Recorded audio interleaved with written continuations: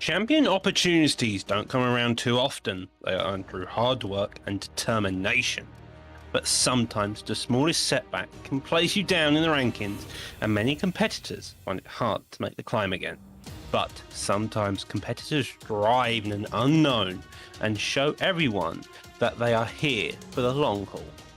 Introducing the challenger, B3 Leon Stolz, a born fighter, a challenger who's come so close to winning the championship once before.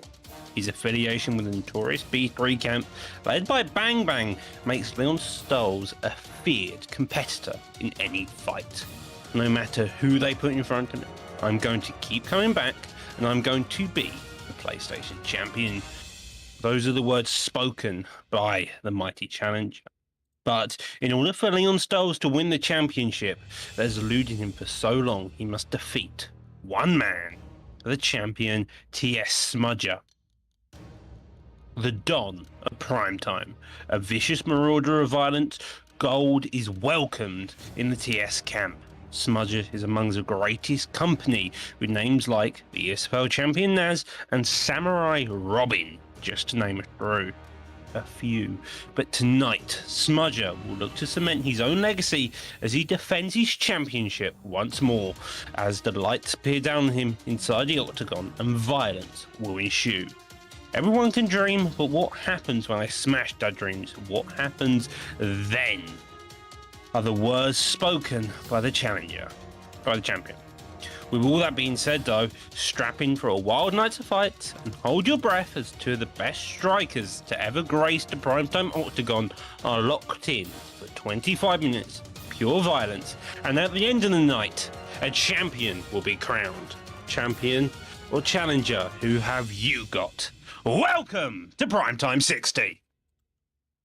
What is going on, you beautiful bunch of savages? I am your host, Cyrus, and with me, joining me in the commentary booth for PrimeTime 60, this historic card with 2 title fights on the line, is the one and only Doctor Who, Damien Maya Main, and the man in the co-main event challenging for the Xbox title later this evening, Slick Cold. How are you doing, lads? I am doing great. As you saw by the intro, the main event of this evening is for the PS title with TS Smudger versus Leon Stolz. Leon previously going up against Charles Ward to take the belt. Then Charles has vacated, and so now Leon's got a different champion to face here tonight. Cole. I mean, that's going to be a really good fight. And then obviously we have me in the Xbox title fight, you know. Saw Catelyn Vieira get a big win last week, and now she's going to take Trixie's belt. That's who you're going in the co-main. I look forward to seeing it, brother. Honestly, the main event for the PlayStation title, obviously 2 phenomenal competitors representing their camps very, very well throughout, and expected to be fireworks. But the same can be said for the co-main. The BFAP boys, yourself included, been doing the work on the Xbox, Xbox side of the equation, and you find yourself, I think this may be back-to-back BFAPs, kind of highlighting the Xbox Championship, and no 2 better opponents than Trixie and, of course, Slickbot Colt, as we see in the corner with us today. Commentary Bolt, honestly, you're the master at grappling, and your hands came a long way, so I'm eagerly anticipating that one, brother. But looking throughout the card there, Doc, just to throw it to you, even from, kind of the rest of the main card, we've got Optics, obviously, that we're going to be coming in. It's a short notice replacement for his opponent. Grains is not going to be making it here this evening. His replacement is actually going to be the one and only KM Caliber, the short notice king, and he thinks that he's going to be able to step in there and take some of the sting away, or the shine away, from the up and coming threat in Optics. I mean, he's looked phenomenal recently. Yeah, both of them have looked phenomenal. Go remember that Optics does have a win over Jakey, then contended for the belt against Trixie and put on one hell of a main event. And so you got to imagine that's going to put some doubt to Caliber's mind of how Optics generally is. He's made some adjustments. He's going to make some improvements from that fight and hopefully be able to get a finish by Caliber. You've also got Ned on the card versus Ginger. That fight's a fight and a half just to pay. It's a fantastic main card opener through and through. That's just a fantastic fight. We're all both aggressive. Both are going to be looking to put each other's lights out. You also have Dino Gamer in the very top of the main prelim, the featured prelim fight. There we are. And Dino Gamer, it just has the takedowns off takedown. He's going to look to use that wrestling game there, Slick. I mean, I remember I fought him in one of the leagues, IXE, I think it was. Yeah. And he gave me trouble. The ping was a bit of an issue, but like he has a good top game. Looks for subs. We have a lot of fun prelims here with Art of War, who I played on ranked. Very nice style. Capalotti, who, like I commentated last time, he lives by the sword, dies by the sword, so he's always fun to watch. Looney. Yeah, definitely, brother. That's going to be an incredible fight to kick out this entire card. And obviously got the PlayStation champion returning. I think on Xbox this side, Deagle fly up against Golden Kid. And honestly, one of the best standout boxers that we've seen in recent time in Blackout War up against Proxer. Honestly, I expect fireworks top to bottom throughout this entire card. Primetime 60 had to be a big one, and with that all being said, we're going to kick it off with a bang. KM Capalotti up against B3 Zach is on the cards here this evening, Doc. First one up, looks like Garbrandt v Song Yadong, which is a fun old matchup. Yeah, these two are fun. These are normally your typical picks. Cody known more for that power. Sonya Dong, on the other hand, known more just for the general ability to box. Gotta be wary. Cody Garbrandt's gym, as we always repeat. But these two are going to be fairly well versed, fairly well adapting how they're going to use their boxing here tonight. Controller disconnected, just like not the best way you want to start it out. But I think that's a bug on the Xbox side. Am I wrong? Yeah, you literally just have to hit a button and it fixes it most of the time. Yeah, I thought so. Good boxing match here, I think. Like I said, Capalotti lives by the sword, dies by the sword. So coming up against a Cody, he can kind of take a beat. Like Cody's got the power, but he's taking a beating early here. Yeah, that's an incredible pace to start out. Yellow Flash is being just that. He's being an absolute flash in there, getting right into his opponent's face, making sure that he feels his presence. And honestly, there is combination after combination, all work behind that jab, which is beautiful to see. Does have to be careful not to get overzealous, though, Slick. He doesn't want to get, doesn't want to go full Garbrandt, man. He's got so much power, but he doesn't have that chin. Capalotti's just shelling here. I think that's a nice counter. Oh, he is contagious, throwing combo after combo there. Drill shit just didn't want to move back, and Zach is paying for that majorly just with Cody Garbrandt's chin. It can dish out the power, but it can't take it if someone like someone is firing back. That is savagery at its finest. Both guys absolutely leaving it all in the octagon. Under 2 minutes have already been kind of going into the primetime records for this card, and they have thrown maybe 200 strikes. I don't know, man. It's been a crazy pace. They are just thrown to the wall, both trying to establish that distance, both using that jab as straight. Teeps are now starting to come out, working that body a bit. Do that, see that lead hook again, and digs down again to that body. Getting that straight, though, by Cody Garbrandt. He's definitely working where it wants to be here, Colt. The Song Yadong pledge needs to get his head off the center line more, because he's getting caught with jab straight every time, which is what Yellow Flash is leading with. So if he can make the adjustments to that, he can get a lot of counter. Big rock again. He's surely going to knock him back. I'm surprised he survived it. He gets answered back with a combination from Song Yadong. Capalotti always game to the very end, but he needs to dial it all in, look for some big counters, and be careful of those pulls. Beautiful counter, and he sits him down, dog. The up kick, though, keeps him in the game. Did duck into the uppercut, so Song Yadong knows what shots he wants to finish. Those lead hooks coming out like they're jabs, and they're working exactly in the way you want to. Does dig down to the body when he goes for a pullback. Doesn't get the stun, though. Digs again down to the body, and both of these are just looking put on a wild pace here, looking for the counters, looking for any types of shot they can. Oh, Jesus. He's just about surviving it, but Capalotti has 55 seconds left on the clock. He needs to get some respect back off Garbrandt, who has been pressuring non-stop. There, Slick sits him down again. The up kick are doing just about keeping him in it, but that head health, suspect, to say the least, brother. I mean, he's got to change the strategy here. Just trading's not really going to do him any favors. Maybe he won't get a chance as in Nick ground and pound gets to finish. Whew. Now that was a fun first round in the bags. I mean, they saw Jay Dime in the chat saying the man obviously not here this evening, has COVID, resting in the back, hoping that Primetime can help him get through that, some of the aches and pains that come along with that. And these guys answering that call majorly, Doc. I mean, you don't see too many, original fights, first fights of the nights come out with that sort of pace.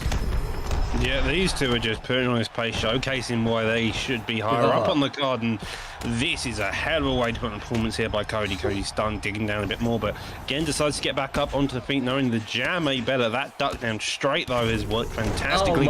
With the lead hook, and now this could be out right now, Colt. I mean, he's really going to have to change up the strategy here, maybe even work takedowns, because he's just getting dropped like every strike now. Like, there's no way back into this striking for him unless he gets very fortunate. But it is UFC 4, so we know that happens. Yeah, for sure.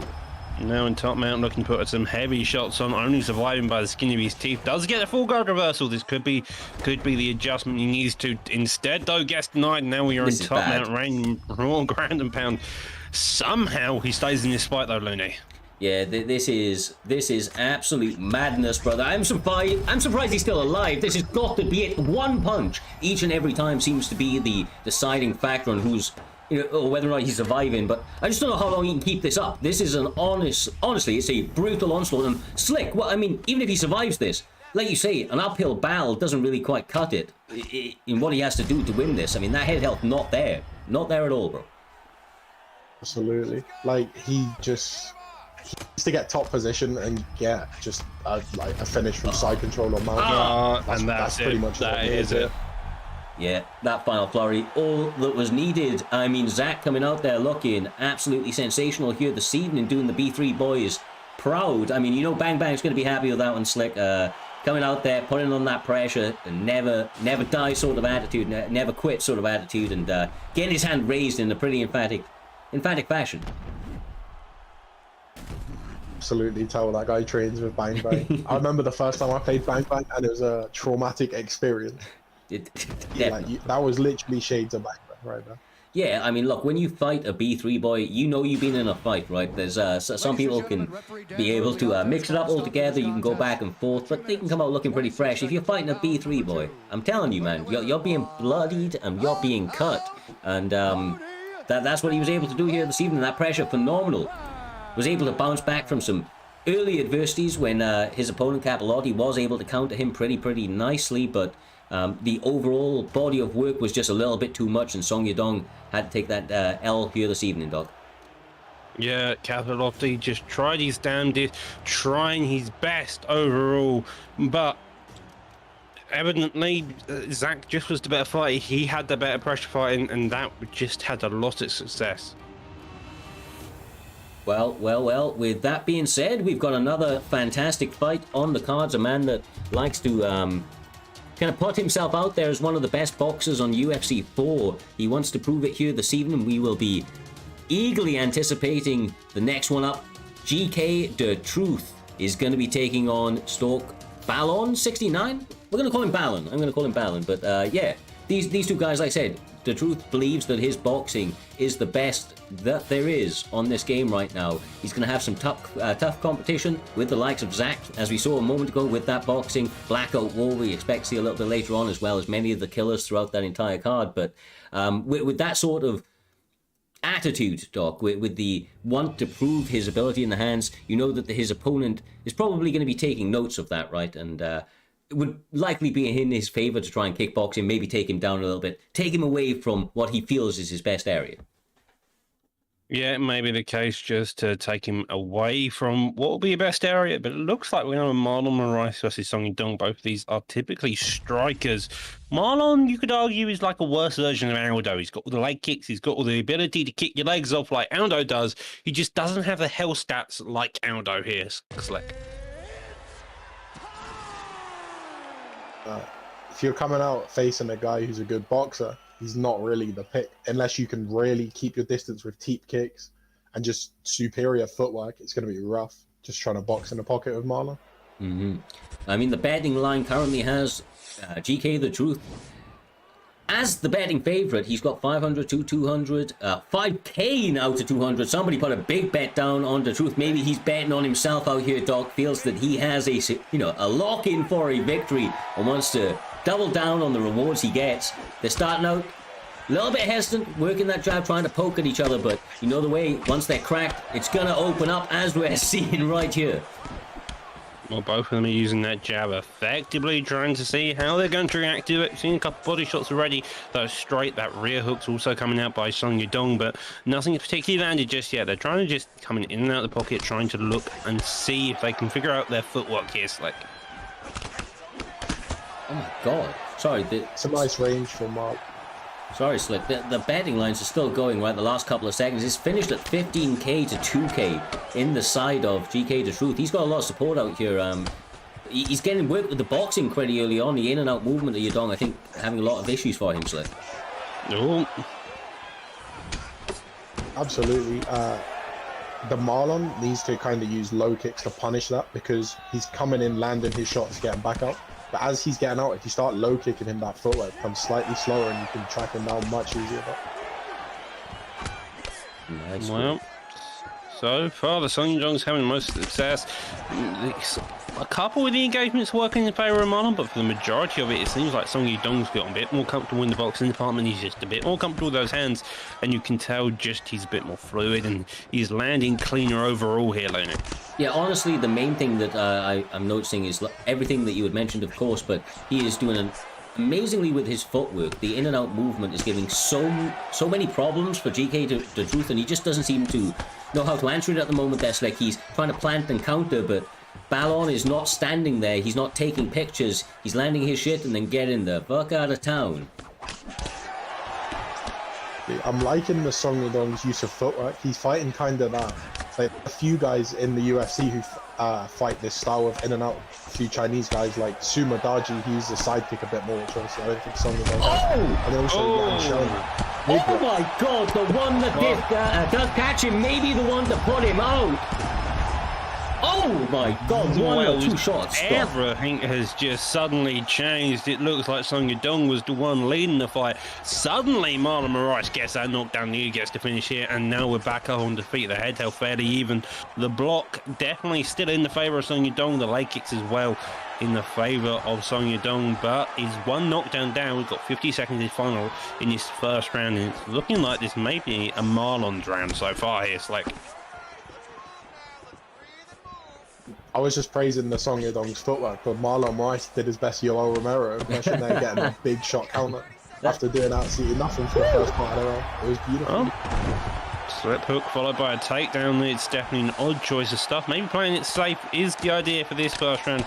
Try to get some reads on your opponent. The ground and pound doing a bit of damage at the end. But with that, that's looking like we're going to call an end to round one here, Looney.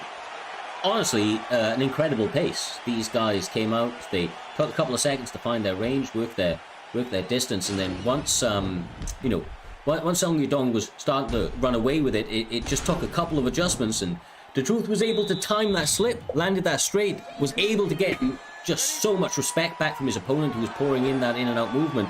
But like you said, the overall body of work was, is he, Jesus, I don't know what's going on with his controller, but he is about to be destroyed.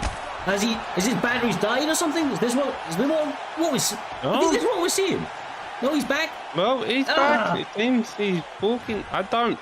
Well, how does the way it sometimes goes? Your controller dies, it's still a fair fight. That's your issues for having your controller die mid-fight. We've seen it before in the past, and that's sometimes the way it goes, sadly. However, Song Yudong isn't wasting any time. He's got the knockdown, maybe a bit unfairly, who particularly knows, but now Marlon's firing it back a bit. He's trying to get that jab. He's staying fairly patient. He wants Song Yudong to come to him, but with his back against the cage, maybe that isn't the cleverest idea here, Slick.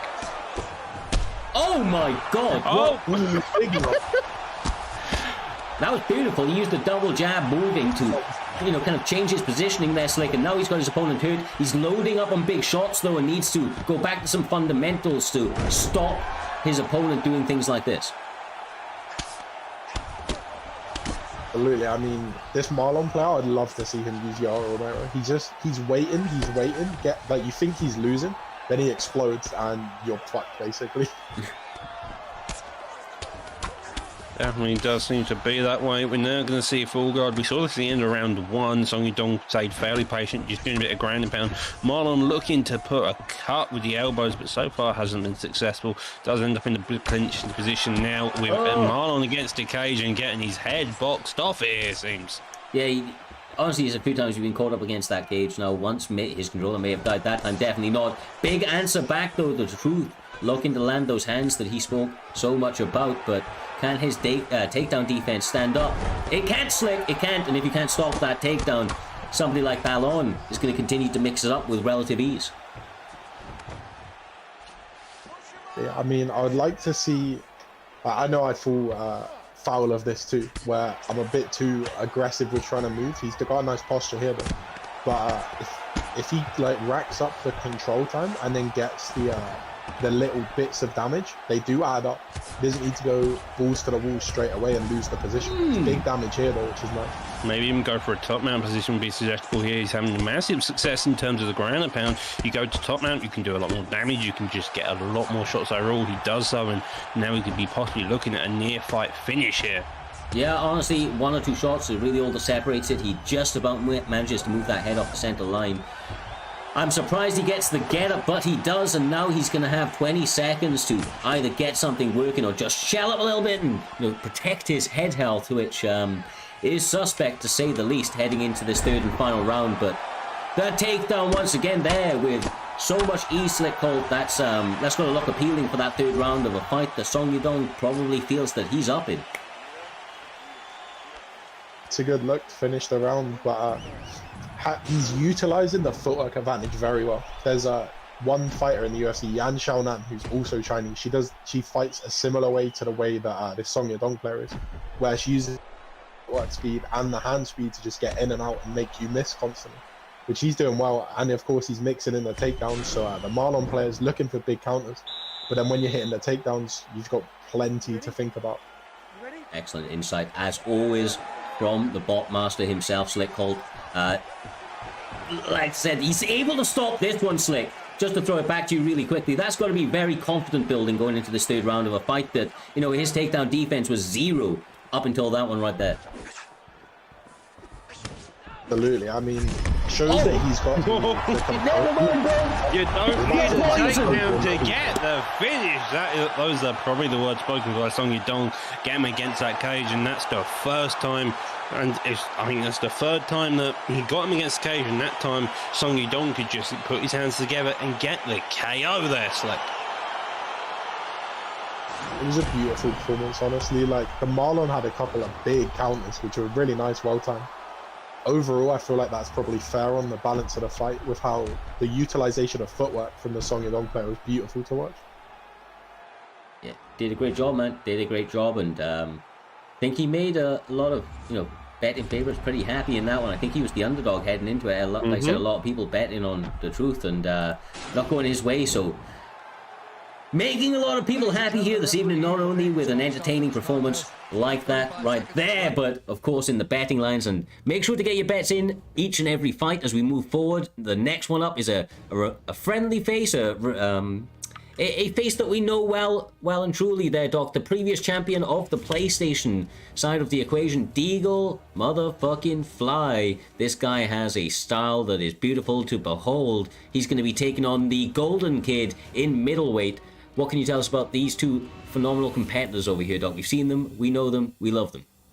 Well, Deagle Fly has a knack ability to put on the pressure, to play very aggressively, to really use that footwork, a bit like how we saw Song Yudong in the last fight.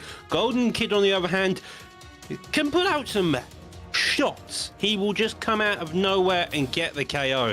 If you saw last night's card, if you remember him versus Lepo, hang on, I've misremembered the wrong guy. That was Eva.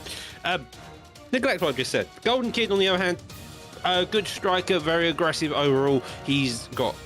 So it's going to be this back and forth fight. Who's going to get the more pressure for striking off here first, Slick?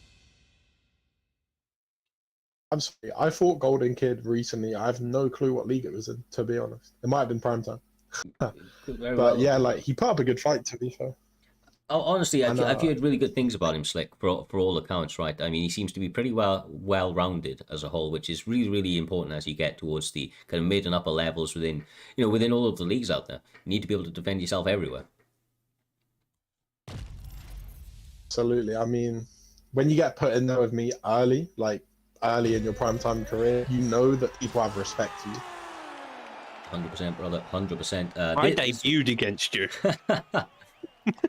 Well, I tell you what, I seen some questions in the chat. Which division is this on? Of course, this is the former PlayStation champion, but this is on Xbox. If you don't already know, you know now. These two guys are going to be duking it out on Xbox. A transition across from the PlayStation side of things, we'll have to see how that affects Deaglefly. I think he's fought once or twice already on this side of things there, Doc. Correct me if I'm wrong, but... previously beat Bossman in quite a good fight. He showcased his ability to put the pressure, played a bit like one member of the B3, but I believe he's part of the LW camp, but I could be wrong there. Well, they're starting out quickly. They're slick, trying to tag the body, inside leg kicks landing as well. Got the short kind of powerhouse in somebody like Gastelum, and of course that cardio, but somebody like Robbie Lawler, man, he hits so goddamn hard, and I think he had a couple of boosts recently as well, which are only gonna add to the arsenal of some of the Robbie fans out there. Absolutely. I mean, you got Gastelum, who's built like a fridge with T-Rex arms. So, you know, I'd like to see the Robbie Lawler player kind of get, like we saw the last fight, let him land his shots, get back up. Because if this becomes a trading matchup, it's going to probably favor Gastelum in the long run, just because we've seen he can go long, get and drop, like knock down, drag out wars, like we saw with him versus Adesanya. So, be interested to see the matchup here, but... Yeah, both of them have their own styles. Gastelum may favour the long run, but the issue is Lawler's power. If you keep getting hit by that over and over again, it's like getting hit with Cody Garbrandt, I would argue, and that brings up the issues. You can see there that straightly he took, now digging down to the body again. Golden Kid is staying fairly composed in his boxing style, looking to just find the openings, but that jab of Deagles is always there, always getting itself established, and I think, as you mentioned, in the long run here, Slick, that's going to play the massive factor. It's just going to be the case of who's going to last longer here. Absolutely. I mean, both big power punchers, durable guys. It's just who can land their damage and receive the least, which, dumb thing to say, that's the foundation of MMA. Yeah. But it's going to be interesting to see how this plays out. You're right, brother. You're right. I have to say, Golden Kid is looking good in spots. Okay, I've seen some really nice body work. His shot selection has been fantastic. Just like that right there, I mean, he mixes it up very, very nicely, keeping Deaglefly incredibly honest. But Deaglefly is being the aggressor, and I think he is slightly getting an advantage, making his opponent miss on occasion.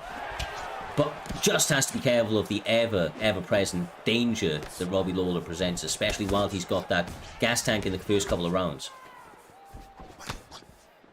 Yeah, the gas tank is going, but it's going at the same time Gastelum's is, and neither of them are really overly committed to shots, which is keeping them fairly doing it. So I feel like this is going to be the last 50 seconds, it's going to be a feeling out process, understanding where all your shots are. But as I say, that both these guys are just standing in the pocket, looking to play really aggressive. Leg kicks now finally coming out, digs down to that body again, and another leg kick does get checked though, and the jabs are still always coming out, making sure to always get the range out here, Slick.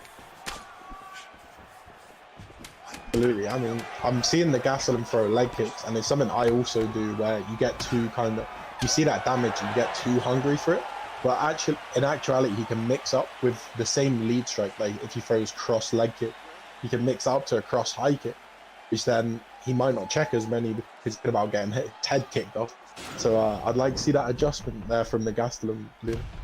Yeah, I mean, like you say, setting patterns to be able to mix it up on him could pay dividends. I have to say, Golden Kid doing a really, really good job with Robbie Lawler, but it could potentially, just as you alluded to, he could be getting set up a little tiny bit with some of the boxing that I've seen from his opponent. I feel like Deaglefly has managed to make his opponent miss 2 or 3 punch combinations by stepping in with some pressure. So I feel like he's just starting to set that range, and as I mentioned, the recovery of Kevin Gastelum is going to be much, much better throughout the course of this fight, and as a result, the cardio in between rounds, combos with the less damage taken, has put Deaglefly in a driving position for the second one ahead of him. Of course, Robbie's still dangerous, Doc, but stamina plays a big factor here, brother, and he's looking pretty fresh at this stage. Yep, stamina plays a factor. If you can't keep your stamina high, you're going to end up in a very vulnerable position just because you can't trade as many shots, and that's always the risk. However, if you can do the damage early on, if you make sure that damage is there for later, that means your opponent can't trade either, and so it's just this back and forth battle. So far though, Gastelum seems to be in the better position overall for the long haul. The health stats, on the other hand, seem to be going in the favour of Lawler currently, but with that gas tank slowly decreasing here, Slick, you've got to imagine that's not going to be going on for much sooner. Much longer. Yeah, I mean, it's a close fight still. Like, this is a fight where they're both working for little advantages. And at the minute, Eagle Fly's building those. He already has the little stamina advantage. He comes in with the durability advantage, I would assume. Yeah, I feel like the Eagle Fly's trying to kill you with 1,000 cuts, right, Slick? He's not trying to hit that home run each and every time, and that's edging him slightly to victory. Oh my god! Oh, Absolutely. that strike Big is one. exactly what the advantage he was looking for. Now putting on this pressure here, digs down to body and the head at the top. Doubles up on the straights, uppercuts, digs down the pullback. Elbow, though, does do a good job. Again, digs down to that body. Deagle just knows where to fire his shots. He's looking for any opportunity he can. Every window, every slit, every just crevice he can find, he's filling here, Looney. Honestly, like I said, his shot selection is phenomenal. There's a reason that this man was able to hit a PlayStation Championship position within Primetime MMA, and he has his eyes set on the Xbox title as well. Has his work cut out for him. Golden Kid trying to answer back, but fighting an uphill battle, to say the least. He gets it though, Slick. Cracks him with the straight, showing that Robbie's dangerous to the goddamn end. Absolutely. I mean, that's always been Robbie, right? He's always been that guy who'll take a beating to give one out. Like he did against Roy McDonald, where he just breaks you down physically to the point that you can no longer stand. But it's a 3-round fight. And also, Gastelum is that same style of guy. So, little advantages the Gastelum's building are going to pay big dividends the later we get into this fight. Excellently said. Obviously has to make sure he makes it there. Couple of big counters landing for Golden Kid, but looks like Deagle Fly has composed himself, Doc, working the body and head consistently over the course of the fight. And I mean, he's looking fresh going into this third round. I feel like he can start to unload if he wanted to at this stage. Yeah, I feel like he definitely could. It does look like round 1 is scored in the favour of Lawler, round 2 scored in favour of Gaston. So this is going to be the third and final round, and as we've mentioned so many times, it seems like it's just a bunch of building advantages in the favour of Gaston towards this final round here, Slick. Absolutely.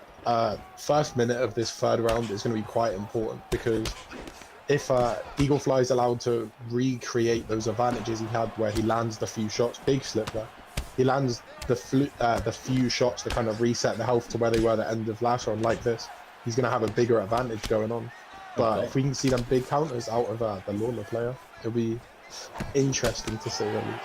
Yeah, I mean, he does need one to connect. That was a good knee timed as he was ducking down, but the block kept the damage at a minimum. Honestly, the precision, the workmanlike performance we are seeing out of Kevin Gastelum right now is truly a masterful thing. Deagle Fly looking as clean as he ever has, man. He's almost kind of making me lose my words, Doc. Just looking very, very good with the way he's working his boxing and staying safe whilst continuing the damage. Yeah, he's staying fantastically safe. Gets the knockdown there, and that is what you want to do. Another knockdown for Asu's. Lawler gets back up on his feet, though, does get the elbow, and maybe enough to stop the onslaught of Gastelum. But Gastelum's content, does get stunned, though. And now this is a fight and a half all of a sudden here, Looney. I'm surprised, bro. I was not expecting the Rock back at that stage, but Golden Kid trying to not only take W's, but take souls along with them. Lands the uppercut into the lead hook. Continuing as he must, Deagle Fly somehow surviving that championship-like mentality, playing dividends at this stage. He has 2 minutes left on the clock of a fight that he is potentially winning, but he has to stop this onslaught. Robbie Lawler is trying all he can to get his hand raised. Not here the saving! Jesus! Lawler, major lunges into that rear hook. Gastelum got a read on it evidently, and he just fired it there, Slick. You putting the Golden Kid to sleep. Just what we were saying earlier in the fight, where he had built the little advantages which allowed him to get that big finish. His opponent was forced to lunge to get out of that situation, and he landed the shot that put him away. It was beautifully done. Yeah.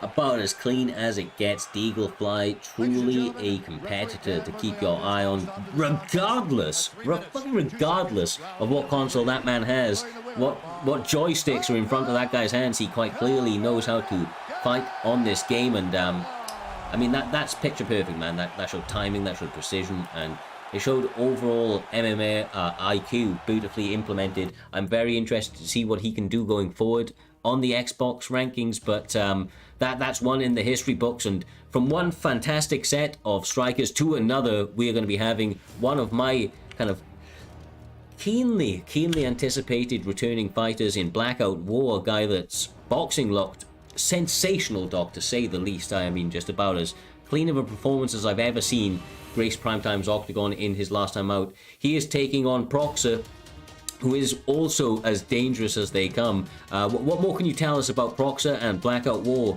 outside of the phenomenal knockout that we saw last time out? Well, I think the only thing you can really say about Black Ops War, the most notable thing, is that fantastic time where he got that slip hook KO. He just dodged his head off to the side, dodged an uppercut, came in, clipped him with a hook, and got a clean KO with Nick Diaz. It was a very impressive boxing performance overall, and then definitely put a mark on the PlayStation division. Prox, I believe, is the same way, similar in his boxing style. So, with a Darius versus Holloway pick, I'm not expecting this to be consistently on the feet, but who knows? It's Darius. You've seen a lot of different choices with Darius. He does have a level 2 jab, makes him very effective. Holloway, on the other hand, he's a cardio king. He will kill you with 1,000 cuts here, Slick. Absolutely. Holloway is a nightmare to play on this game. I would expect from him to kind of see like feeling it out on the feet, landing a few combos, darting in, then coming back out, because you've really got to kind of get a read on what the look is going to be from Dariush, whether he's going to look to strike, whether he's going to look to clinch, shoot takedowns. When you gauge the engagement from your opponent, that then gives you the opportunity to set them up for stuff, which if he starts slow, he can definitely find that out quick. I'm honestly I'm very much anticipating to see how Blackout War approaches this. His boxing looking sensational last time. Maybe he's out here to show he's a full mixed martial artist, or this pick could go against him. Right now, the combinations from Proxer are looking good, getting a number of trades off and landing some early damage, but he misses the spin kick and almost gets brutally punished as a result. This is a bit difficult with the hands here, Doc, up against somebody like Max Holloway. He's so fast. His boxing is phenomenal, and that chin, I mean, can survive almost anything. Yeah, it can survive anything. You can just always have a shot being out in the open, always making your opponent second guess themselves, just because how many shots you can fire with someone like Max Holloway.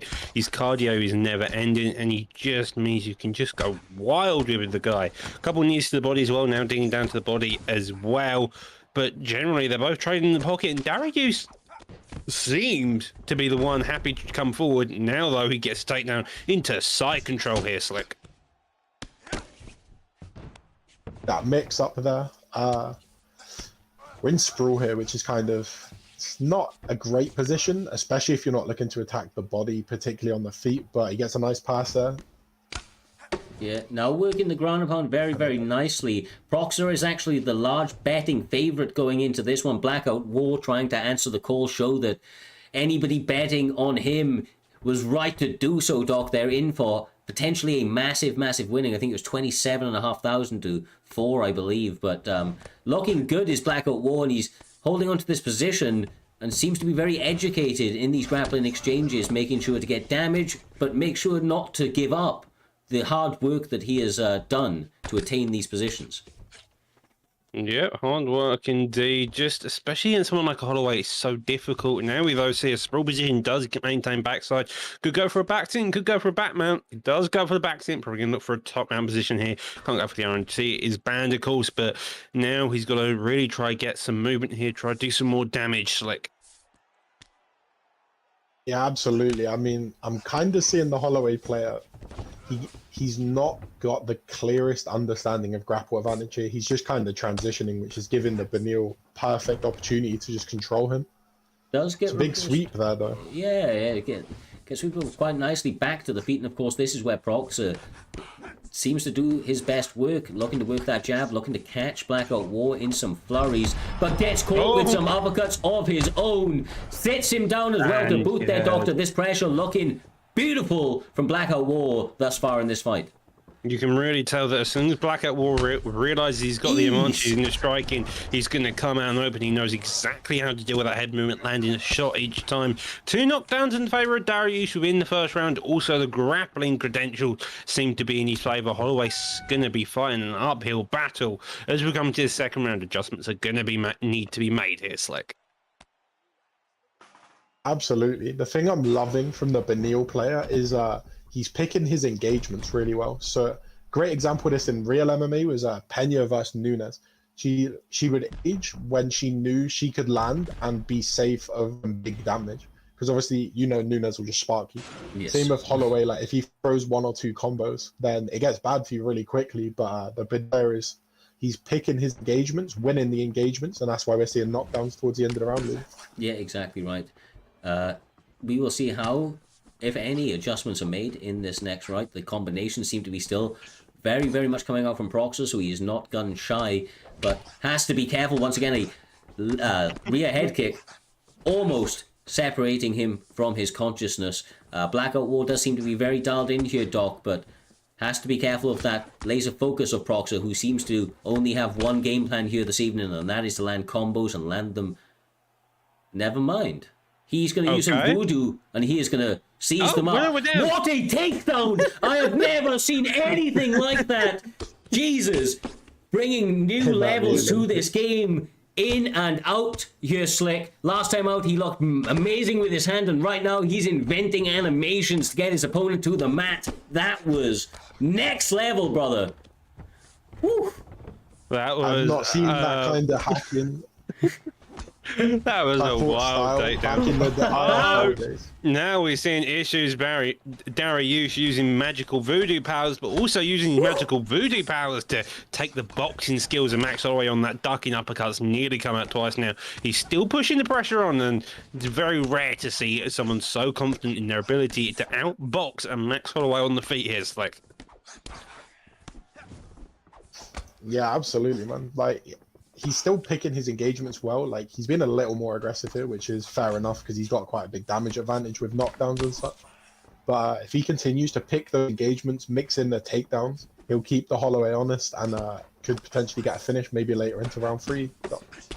Oh, it's that right there, right, Doc? When he gets caught in flurries, he gets caught with like a 1-2, and then when he's trying to answer back, Max Holloway continues procs and knows how to trap and phase him in combinations. But the biggest damage, of course, always come in the way of Dariush, and the ability to mix it up continues to make his opponent have to second guess where he places those hands. Well, lovely takedown defense there. Now got his opponents back against the cage. The jab strike is trying to clip on there. Dariush is the one on the back foot. He's behind that black line. We'll know how that goes when you're fighting a pressure fight. It's normally quite difficult, but instead Dariush is happy, gets him clipped on the uppercut, and now we are into this ground position, looking to do the damage, and he gets the finish. I mean, look, Dariush. He looking fantastic, man. I mean, I wasn't sure about that pick, Slick, but he came out there and he looked absolutely fantastic. Just the simple fact that he was able to mix it all together when he had his boxing setup last time, showing his full mixed martial arts game, and that's what got him the win, really, against a tough pick in Max Holloway and a tough fighter in Proxer. Absolutely. There's something I always say to people who ask me about like certain picks I use, where if you can be successful with anyone if you know their restraints. And he knew he couldn't go and have an all-out war with Max Holloway, so he selected his engagements well, which meant his health didn't deteriorate. And because he's constantly winning engagements, the damage builds up, and that allows him to get the finish there. Beautiful, beautiful work. Well, in the blink of an eye, Doc, we move on to the next one, which is going to be between TFA Art of War and Blink himself. Featherweight is the division. Appears we're seeing Dustin Poirier up against Yair Rodriguez. This one should be a fun one. Of course, these guys can really do it all, but where they get their best work done tends to be on the feet with some silky smooth boxing, the taekwondo and kickboxing of somebody like Yair up against that boxing of Dustin. I expect this to be a very, very intriguing matchup.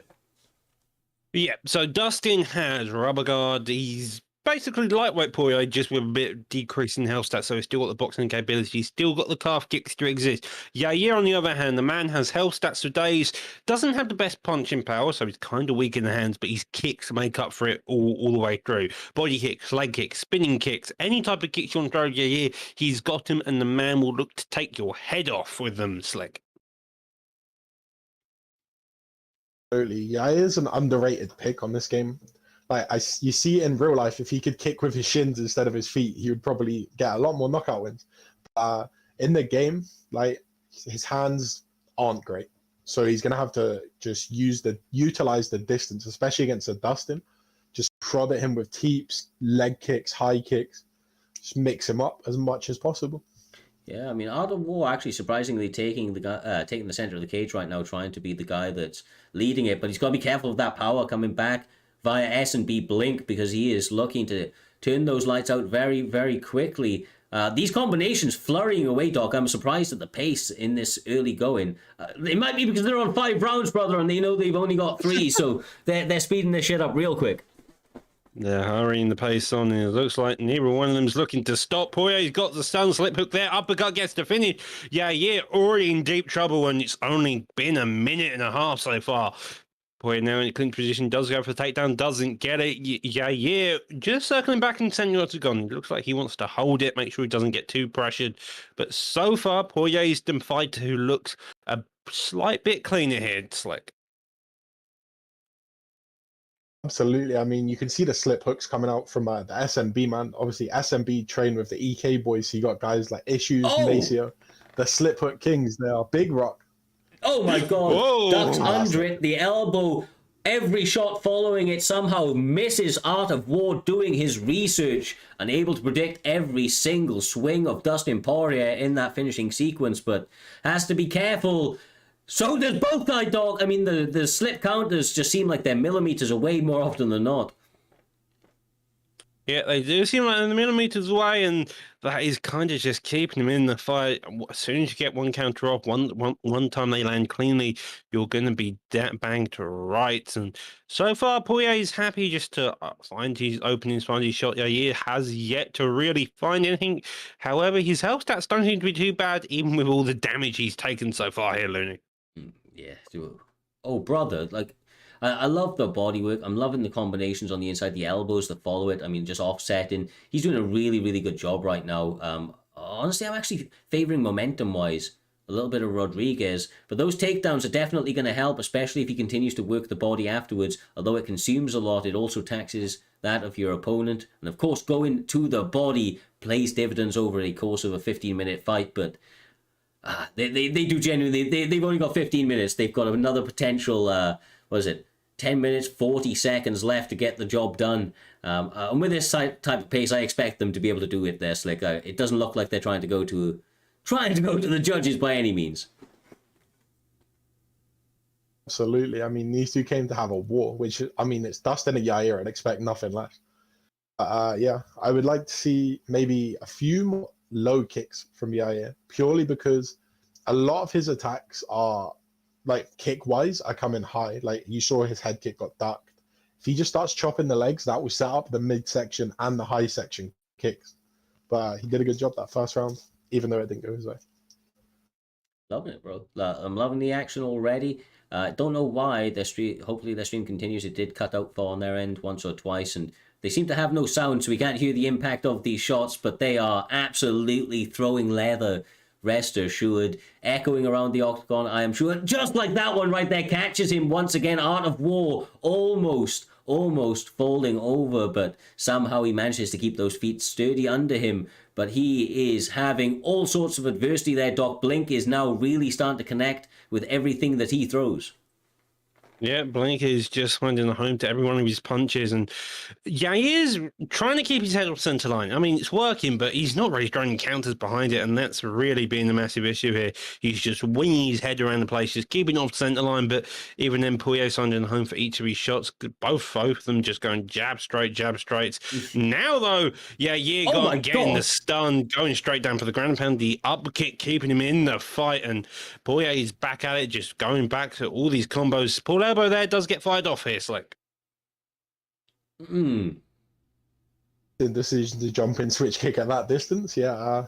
His head off's getting quite low, so if I was the Dustin, I would just put the pressure on. Because if he really puts his foot on the gas with the block and head health that low, he could probably get a finisher very quickly. Oh my.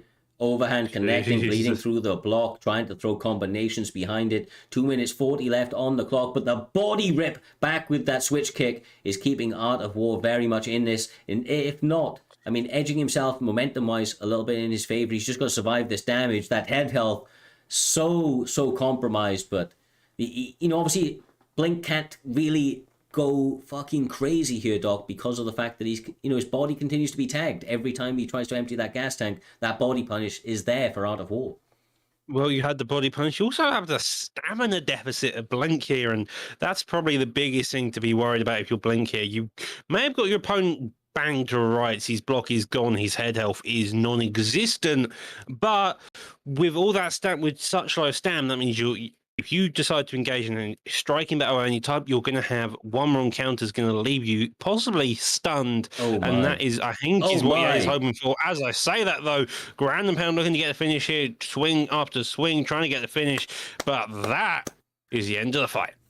Beautiful fight. Quite genuinely there, Slick. The way that he was able to kind of manage some of that stamina problems due to the fact his opponent was ripping to the body. Blink looked very, very good with his hands all around. Good performance for him, getting a nice little feather in his cap, getting a win over the TFA boy.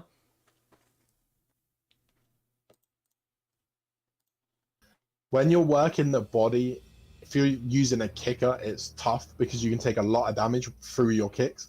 And also, the Dustin player just used his hands. And you don't lose, you do lose stamina, but you don't lose as much you would if you were throwing kicks. So it's going to take a lot more time to drain his stamina, which is why he allowed the Yaya player's head health and block got so compromised because the output was purely hands, which doesn't take as much stamina as kicking. Exactly right, brother. Exactly right. Honestly, the level of technique that's been on display already here this evening in these early goings speaks volumes to the competitive level and nature of each division, PlayStation and Xbox, respectively. Up next is going to be a fight that I kind of once again expect to be a full showcase of mixed martial arts. It's going to be between Monkey God and Moolah TT. Monkey God believes that he has the skills in every department, between grappling, submissions, ground and pounds to striking on his feet. He thinks that he brings that full array and arsenal to the table here, Doc. I have to say, Moolah standing across him, also training from the TT side of things. He has a very, very deep arsenal of his own. Very, very tricky team as a general speaking there, and that's going to be an interesting matchup between these two competitors with such tricky styles, with such kind of interesting approaches to this game. It could really go anywhere. Yeah, these two are very well versed in their styles, and you'd imagine that Mulat's going to more want to keep it, take it down. Monkey God, on the other hand, is going to keep it on the feet. You saw Monkey God's issue against Purple Urkel. If I remember the fight correctly, he had definite issues, at least on the ground, so had a bit of difficulty there. However, Mulat can work out. He's part of the TT camp, so he's going to be well versed in any point. That type of camp is definitely veterans of the PlayStation division here, Slick. Yeah, absolutely. I mean, to be the fight for the prelim, you've got to have a bit about you, especially on a big stage like PrimeTime. So, I've seen Monkey God in the Discords doing his thing, which he's an interesting character, right? He's an interesting character. He comes out there, he likes to poke the bear, he likes to make his opponents and make everybody else, kind of trying to bite onto little bits and bobs, but I think it's all part of the sportsmanship that Monkey God brings, to the table. He does a great job of getting into a lot of his opponent's heads, pouring on some pressure, mixing in that wrestling and the frustrating style as a whole. But from what I hear, there's actually, we build this fight up as much as we just did, but it actually appears that there are some technical issues between these two competitors. So we're actually going to be moving on to the featured fight of the prelim in the intermediate, or in the immediate future, and if they're able to resolve that before we move on to the main card, then maybe we will revisit them. But this one here, Doc, how about you lead us into it, brother? Chris and Dino Gamer. Well, Chris is former TFF, joined up with TT, and then decided to go his own separate way. The man's had some experience across camps, and that's nothing to be afraid of. That gets you different aspects, gets you different looks at what you want, and so in that case, he's done a fantastic job, and from that, he's definitely built up his entire striking game. On the other hand, you have the Aussie guy, who is Dino Gamer. The man's got wrestling takedowns. It's quite difficult on the ground, does offer his own different twist on the feet to really open up those takedowns. He's going to look to take you down, hold you there, and make you suffer for as long as he can. In his case, it may be 15 minutes here, Slick. I mean, I fought Dino Gamer in IXC. Not the best experience, purely because of the ping, but he can't help that because of where he lives. You know, you haven't really got a choice there, but he was very true on the ground, you know. He had me stressing at one point. I was like, I might lose this. But pulled it out, so that's good for me. But yeah, I'm interested to see how Chris deals with it, because, you know, he's obviously jumped a couple of camps, which means he's getting different looks from different members of the community, picking up different skill sets from different people. So I'm expecting to see the best version of him we've ever seen here tonight.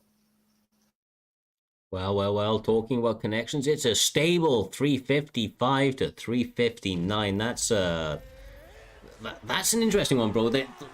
It's more interesting the fact that once again, Doc, we come up against an Aussie where the connection to fighting them is like quite genuinely 4K, like that. That's about as clean as it gets on UFC 4, but they're pinging a little bit higher. But once again, that comes in terms of how far away they are. It's the stability of it that makes the biggest difference. So we'll see how that they can adjust. It's a big spot for them, being the featured fight of the prelim, and they have a lot to prove here. So they touch them up between Eddie and Conor McGregor.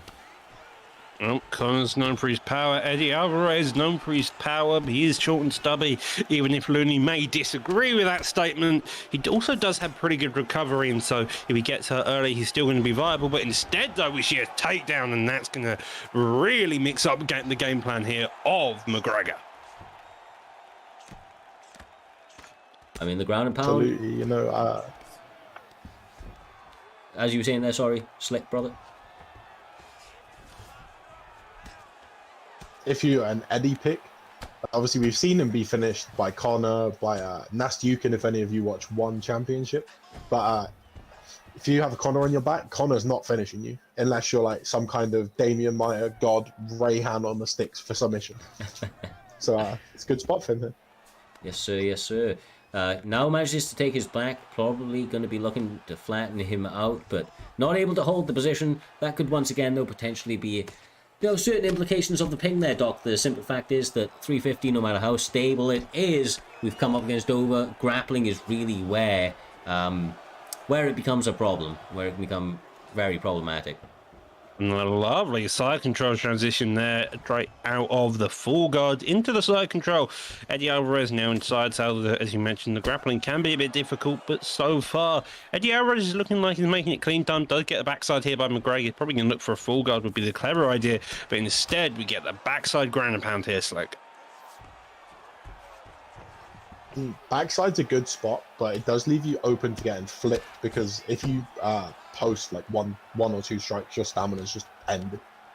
It was good to see the patience from Dino Gamer just to wait and pick a better spot like Mount where he can really tee off. Oh, but he gets up.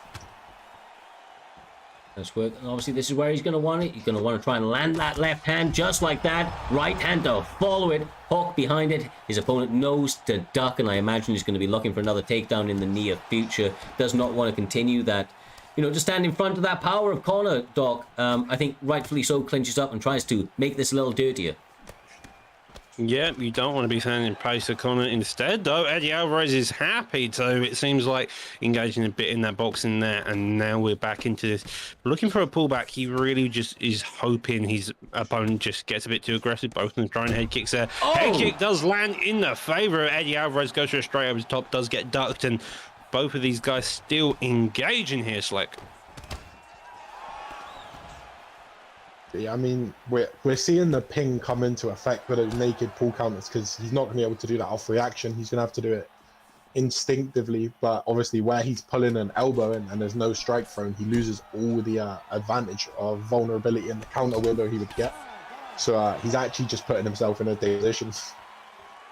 This is a tough one, man. This is a tough one. I said it's crispy clean, the stream is, but we don't know the implications of the connections. Like you say, the pull counters definitely seem to be preemptive rather than reactively or anything down those lines. So maybe he's just trying to find his inner Neo and kind of, matrix this one. But we will have to see, brother. We will have to see how Connor's able to answer back in this next round. He needs to stop that takedown with all of his might, Doc. He cannot get taken down again. Woo! Ooh, that pullback bro. on the head kick, though. Only an elbow, not a bit too short, sadly. Spinning back fist there does land, and the jabs are getting it go again. But that knee landing cleanly. Does use the footwork just enough to get out of the way of the overhand. Clips him with the hook. Does duck under that. The hook, though, comes in back in retaliation. Both of these guys are going ballistic at one another. And now Eddie Alvarez hunting the finish. Eddie bringing out his inner doggy. What a performance, Slick. I mean, that was emphatic. That was a lot of aggression. Grappled in the first round, lots and lots of ground and pound just to switch it up in the second and go absolutely batshit crazy with his hands to get the job done. That's phenomenal work for him. And a dog in the underground king there, when it gets dirty, he thrives, And we saw a little bit of deviance from his initial game plan of getting the takedown off his hands, but in this case, it paid out for the better, which led to him getting the finish on the feet, which is very hard against a Connor, especially with a lower pick like Eddie, Doc. Yeah, Eddie Alvarez just came out. Look, he played the right game, evidently. He was a bit calm, he was composed, and he just played it fantastically there. Well. I think we're just going to check in the back whether or not Monkey God and Moolah is ready to go. If not, we will, of course, be moving on to the main card. From what I hear, we are actually moving on to the main card. They have not been able to get that fight arranged. Now, that, of course, a little bit sad, Slick, but it does mean that we get down to all the action that is ahead of us for this phenomenal card that we have at Primetime 60. To run us down very, very briefly, we are going to be having the one and only, the infamous Big Balls Ned stepping in against a boy that we well know, TMF Ginger, on the PlayStation side of things. In this next one, we know their style, Slick. We've seen it, and I know that you've had the opportunity to fight Ginger a few times yourself. That this fight has all of the hallmarks of one of the fight of the nights, if not the fight of the night. Yeah, absolutely. I mean, respect Ginger in the community just for the fact that he went on ESFL and fought Deco or Harambe or whatever he's called now. Deco. Yeah. BFAP Deco. He fought him in a Joe Duffy mirror. So it kind of shows you the personality Ginger is, where like he doesn't really care who he's fighting. He just wants to come and have a scrap. And that's what we love here in Primetime MMA, just pure violence from start to finish. Look, the Primetime guarantee, brother. You will see everything under these bright lights. There will be craziness from start to finish. These guys, they want to showcase the not only their skills, right, and make sure that they're known as one of the best players on the in the landscape, but they want to be entertaining, and that's another thing that plays massive factors towards where you find yourself placed on the cards. Of course, you can do it the old traditional way of just one win after another, right, grinding out those victories. But if you're able to go out there and be entertaining, Doc, then yeah, that's something else, brother. You get yourself catapulted up those rankings with those early finishes, with those emphatic kind of results. And these types of guys are the ones that really deliver in regards to that. They always come to bring that action, and their styles, I think, are perfectly suited for a setup like Primetime MMA. Yeah, both Ned and Ginger know the score, know the game, and they are just mental people. Ned, the man I mean, he's got like dead set even wins and losses, but every one of his fights has been war after war after war to the point where he's just a mental fighter overall. And Ginger's similar. He comes out, he puts on a fight, but whether he's winning or losing the fight, he just comes out and just puts on his pressure, puts on every aspect he can do there here, Slick. And those two would just make a very impressive combination to start out the main card tonight. Absolutely, you know, we've got this fight starting out with violence. We're gonna see the main event and co-main event end with violence. So started on the correct note, as I said. Hell yeah, brother, hell yeah. Like you said, the co-main and the main never in question. I know that you guys, well, you're all there for a reason, man. Nobody makes it to that point of primetime MMA. Find themselves in featured fights in the co-main or the main event for those straps, for the Xbox and PlayStation titles, without going through the gauntlet, without having to take on every competitor that is known to man. And Doc, when we look through the rest of the card very, very briefly, we got Ripe MMA, Bulk Up Bully. Bulk Up Bully, a bit of a polarizing figure. People either love him or hate him. There's been a lot of comparisons to the likes of Moroccan Lion and the such. He comes out there, works that body, throws those switch kicks in, and really, really tends to disorientate his opponents. But Ripe MMA, such a skilled opponent, such a cerebral fighter, that he believes that he has the composure, the technical striking skills to disarm somebody like Bulk Up Bully. I'm intrigued in that one. Are there any other fights that stand out to yourself there, brother? Well, you do have the main event tonight. So we saw a B3 member as B3 Stack come out at the very beginning of the first fight of the prelims, and now we get to see Leon Stoll as the man who's in the main event, part of that B3 camp. Now, he's had a previous run at the title against Smudger, but now no, against Charles Wall, sorry. And now he's got to fight the new champion, Smudger. Now, both of these are going to be well versed in their entire striking styles, but now Leon's got to figure out, dig deep, come out, make the right adjustments, and come out to win this gold. That's going to be his aim in that main event here, Slick. Absolutely. I mean, we're just gonna see wars. This whole card, like, just looking at it, every fight is set up to be violence. I know I keep saying it, but just if you're a fan of pure, unadulterated violence, stick around for this main card. It's going to be unbelievable. With that, on that note, my guys, what we are going to have to do very, very briefly, it appears they're having a couple of technical issues, and we want to start this card out, this main card, as we mean to go on. We don't want to start there with a couple of technical issues with them, so we're going to give them the next minute and a half to get their act together, so to speak, get all of their ducks in line, and then we're going to fire into this main card with holy hell behind us and make sure to get into all of the action ahead here this evening. 2 PlayStation and of course Xbox titles on the line. Make sure to stick by, do not go anywhere. We will be back with you within the next minute.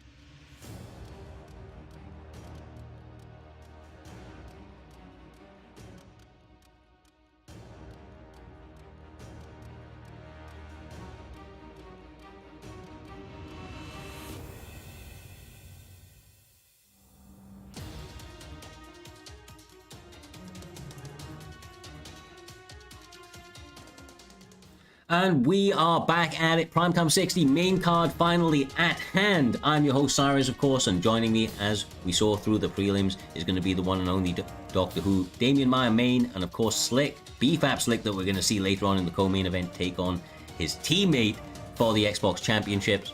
Without further ado, we are going to get straight into this one. Slick called, and Doctor Who, this one, as we said, all of the hype leading up to it should be a very, very fun one. Ginger Ninja also representing TMF up against Big Balls Ned, I believe out to the KIA boys. Both phenomenal camps, phenomenal attitudes to fighting all round, and these guys are going to be duking it out here for the next 15 minutes. Yeah, both of them are well versed in all things league related. Ginger, known as a veteran of the game, part of the TMF camp, as you mentioned. Ned, on the other hand, as I mentioned earlier, has got a record to show it.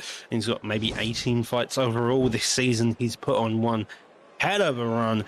He's always competitive. He's always up there, always looking to put on a fight. And this time it's against the ever mighty Ginger here, Slick. I mean, I'm interested to see this style matchup here because you have John Jones, who's kind of an AIDS player. Like, a lot of people who use him kind of just play frustratingly, like knee spam, side kicks, like just play like weirdos essentially. But against DC, you can neutralize that with like heavy top kick. DC trying to use some in and out. Ginger isn't really known for shooting takedowns, but I do feel like it would pay some dividends for him here if he was to try and go for it there, Doc. But he seems to be content to try and box right here, and right now he's getting a little bit worked by Ned, going to the body and the head very, very nicely with John Jones. Well, if I'm John Jones right now, I don't care about the head health, I don't care about boxing, I care about just making Cormier's body being non-existent. He's got a low body health stat and it shows in game. If you just work it over and over again, eventually it's going to crumble, and that also plays a massive effect to your opponent's stamina. See another knee coming out there. You can really see that stamina advantage really starting to come out for the likes of John Jones here, Slick. Absolutely. I mean, like you said, DC's body health's awful. So John has a lot of weapons to minimize damage to his head while also doing a lot of damage to the body. And also, one of John Jones' main weapons real life is the oblique kick / front kick to the knee, which are not so strong in the game, but he can use that along with teep kicks to keep DC at bay rather than being in his punching range, which is not really where you want to be if you're John Jones.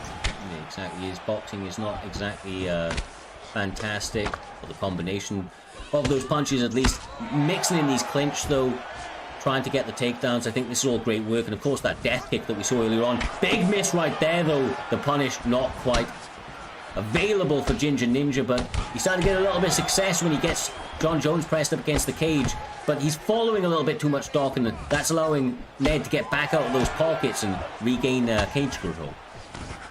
Yeah, and with making sure you have cage control, it just means you're going to have a better fight overall, and if Ned's going to keep regaining it, it's going to make an easier time there. Does stick down to the body again. Cormier's got to be really wary of that body, otherwise he's just going to have issues. Deadlight goes for a takedown by Cormier, a couple of knees looking to get fired off, goes to the head a couple of times, uppercut follows suit, making the block of Cormier's overcommit, and with a minute left on this clock, it's looking like it's going to be a Jones round so far here, Looney. Yeah, he's looking very clean, man. Honestly, some of the combinations he's come out with have been, very, very punishing. Couple of big misses, and he gets flashed by a pull elbow sit down from Ginger Ninja, who on a moment's notice turned this entire fight around there, Slick. I mean, he was getting his ass beat by Big Balls Ned out here, and like nothing, he turns it around. That's how it goes in a boxing match with John Jones. He has pillow hands and active speed. So see what's coming at you fairly early. You've got a big opportunity to counter it. And we see time and time again, pull elbows, massive counter. You don't want to eat them. So he eats this one that was catastrophic for him in the end, Doc. Yeah, Ned looked like he was having much success, and then suddenly that one pullback elbow is massive, and he just did a fantastic job there. Fantastic. So the next fight that is on the card, Doc, what can you tell us about these two competitors? Well, LW Nesto was a former title contender. He definitely made his name going 3-1 on his first run. Has a bit of difficulty recently, but anyhow, he's now up and fighting the mighty Brady. Brady is a true vet of the game. He's been around since season 1 or so. The man started out as a 1-2 head kick spammer, basically, and from there has really adapted his game, become a better striker, better grappler, and across the board, he's just a well-rounded and well-adapted person to really fight. He just understands the game and can make those adjustments all around here, Slick. Absolutely. I mean, I fought Brady a few times just in spars, and I know I hear Dirty Dave, shout out to him, another BFAT member. He fights him quite a lot, and you can see the progressive growth of him, because I remember back when he first joined, like, he was one of those guys I was like, he's all right, but I don't particularly like see him doing much. But now I've seen him competing in ESFL, making a bit of a name for himself. So I'm excited to see this fight, see another good performance from him. But they are getting lobbied up as they speak. They were cutting a couple of final pounds. These guys leaving it down to the wire here this evening there, Doc. But if there was a fight that was worth waiting to see, it's going to be LW and Nesto up against Brady. Like I said, two competitors that have really started doing it all. The LW boys really putting it all together. And, you know, Brady has been around a lot of camps in his day. Now kind of a solo or kind of lone wolf, if you will. But he still has all those skills and all of the teachings that he's taken with him from those camps and from the developments he's made on his own. Yeah, and that's kind of what you want from someone who's been around a long time, is even if you don't stick with one camp, even if you don't end up staying with that camp very long, if you just go to that camp, you learn a couple bits and pieces, you readapt, and then you just figure out what works for you, take what you want, and then you just go off and find a different group of people to hang around with, different people to learn and adapt, and that's kind of how you just get better and better at these type of games. You just learn from other people, look how they fight, look how they play, and just really make those adjustments to your entire game plan here, Slick. Absolutely. I mean, I've been around a fair few camps in my day. I think, how many is it, like 4 or 5? But each time I've come away with new things that I learned, and it is a very good experience because it allows you to round out your game entirely. Like you guys have seen, for me in particular, my set's gone through the roof since I started training with guys like Spider, because I was able to have game knowledge that I didn't have before, even though I had the strategic knowledge. You see the success come from that. So both of these guys been around for a while. Hopefully they'll bring together any knowledge they've got from various camps, various friends, and partner that to Barn Burner for. Yes, sir. And with that all being said, it appears that he is just switching across. The invitations have all been set. They are finally lobbied and ready to go there, Doc. So without further ado, we are going to get straight into this one, brother. Appears we're going to have a Robert Whittaker up against Marvin Vettori matchup, which is an interesting match to say the least. Marvin's got that marauding style, but of course the striking advantages are going to go largely in the favor of Robert Whittaker. Yeah, Whittaker has an all-round better striking game with a better health stat recovery overall. The man doesn't really have a chin, but the amount of times he can survive a knockdown makes him difficult. That recovery stat plays massive parts in how you really want to play the guy. On the other hand, Marvin Vettori can stand on the feet, he can brawl, he can wrestle. He can wrestle, and that is the key fact there. It's just he's a bit like Robert Whittaker, just with a bit less striking ability and a bit more wrestling capabilities here, Slick. I mean, I always say Whittaker has kind of fraud stats where if you know what you're targeting, especially with a Marvin pick, if you know what you're targeting, you can wear him down very quickly. But Marvin falls short in the power department, but he does have crazy hand speed. He has like 95, I think it is. Big takedown here, but if he can continually mix up the wrestling and also selecting his engagements on the feet, he can do quite a bit of damage just with that speed alone. He did get punished quite big after the stuffed takedown to the body. You can see that that's had a bit of an effect on Marvin Vettori already, and of course Whittaker ripping to the body with the combinations as well. Lots of fishing for that pull back uppercut counter from Brady. He is getting the cage control now, and this is going to start to make this cage feel a lot smaller and a little bit more claustrophobic, but he needs to land something behind it, Doc, because all the combinations so far are from LW and Nesto. Yep, and those combinations are coming out slick and cleanly. Brady needs just to figure out how he's going to land, but Monesto now digging up top again. Couple of straights pullback there, does get him, and a spear taking him straight down onto the mat. So, Slick, I'll throw it to you here, brother. I mean, Marvin Vettori now, he's got it, of course, where he's going to want to be in this fight. Doesn't want to really be duking it on the feet for too long. What would you like to see out of him in these positions going forward? Just needs to exercise some patience. Like you can see here, he's faked and gone for a transition already. If he can just control as much as he can, add chip damage, he'll be able to have more success on the feet, because the more time he's on top, the less damage he can always do. Now that's what it was just patience again. If he can control the top position, he can minimize the damage he's taken, which helps him out in the long run, especially against the Whitaker.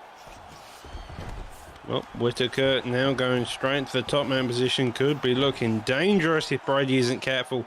Goes through a posture up quite possibly. Instead, though, playing patient. Now we're going to see the straights and hooks starting to land. Does get a couple of blocks on the hook side. Does do some damage to his stamina overall here, Looney. But you got to imagine if Ernesto can get another a burst like that, he can do some real damage. Yeah, Ernesto's dangerous anytime that he decides to kind of be offensive, and this is obviously where he wanted to be. He used that separation or the opportunity for the separation very, very wisely, able to light his opponent up with a couple of hands and takes him straight down to the mat once again there, Slick, to take that back in his favor for the last couple of seconds. Now he's back on his feet. He doesn't know where he wants to take it. I'd like to see just riding out the round on the top, to be honest, just because you can feel out the guy's bot a little bit. Even if you don't want to be there, you can feel it out and see if it's an option for you later in the fight if you need it. But interesting first round here, though.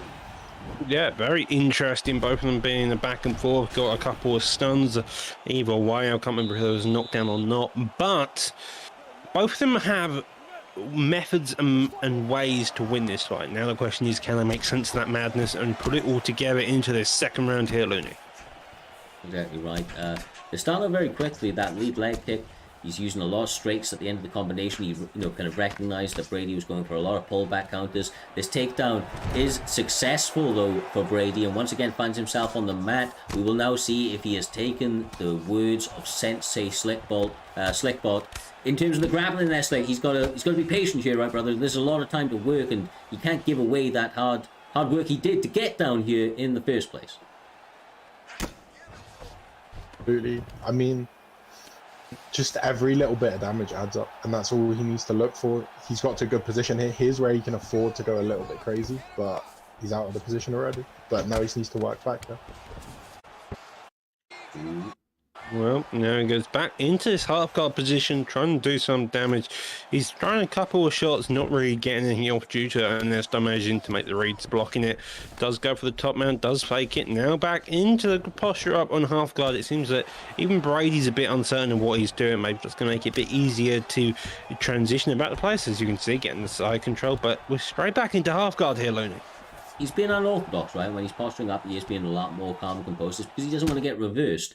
And as their stream does do this little buffering, just want to point out that is not our end, so don't worry, the stream is fine. These fights will continue. Hopefully this one will be able to continue just as well there, but a much better kind of approach so far from Brady. Just going to make sure that he continues this. There's still 2 minutes 20 left on the clock, and in a fight or a battle of inches, every single millimeter is going to count.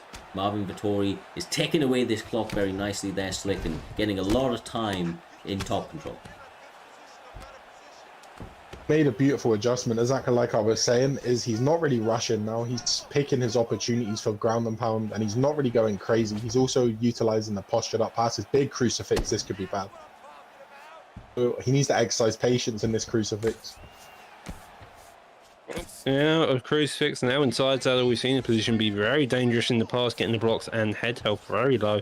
Does end up taking it back. Could go for a back flat. Risk and RNC is a big risk here, but he needs to figure out which way he's going to do it. Now could always get the posture up. Instead, though, transitions into top mount, and now we got to see Marvin Vettori wail down some beautiful ground pound positions here. Yeah, this is big work. Lots of good shots landing. The head health almost completely obliterated on the side of LW. Ernesto, 1 or 2 shots is all it's going to take, and there it is, the finish. Beautiful work from Marvin Vittori, had a game plan, stuck to it, beat a dangerous and game opponent on the feet. I mean, as always, the LW boys, but he was looking very, very clean. Was not able to stop that marauding style of Marvin Vittori, though, and that final ground and pound dog, sensational, just adding up bit by bit. Yeah, and bit by bit, 2 bits to ground and pound in top mount, and that is what he wanted. He stayed patient, got his opponent frustrated, took the back, made him reverse into top mount to not get him risk getting the ground and pound from the back, or as a RNC from back flat, and that is the way it crumbled there. Fantastic job by Brady, just making the reads, making the adjustments he needed, and coming out to looking like the better overall fighter there. Yeah, fantastic work, brother. Absolutely fantastic. That, however, does take us on to the next one. It's going to be between 2 phenomenal competitors in Ripe MMA and the controversial Bullcut Bully.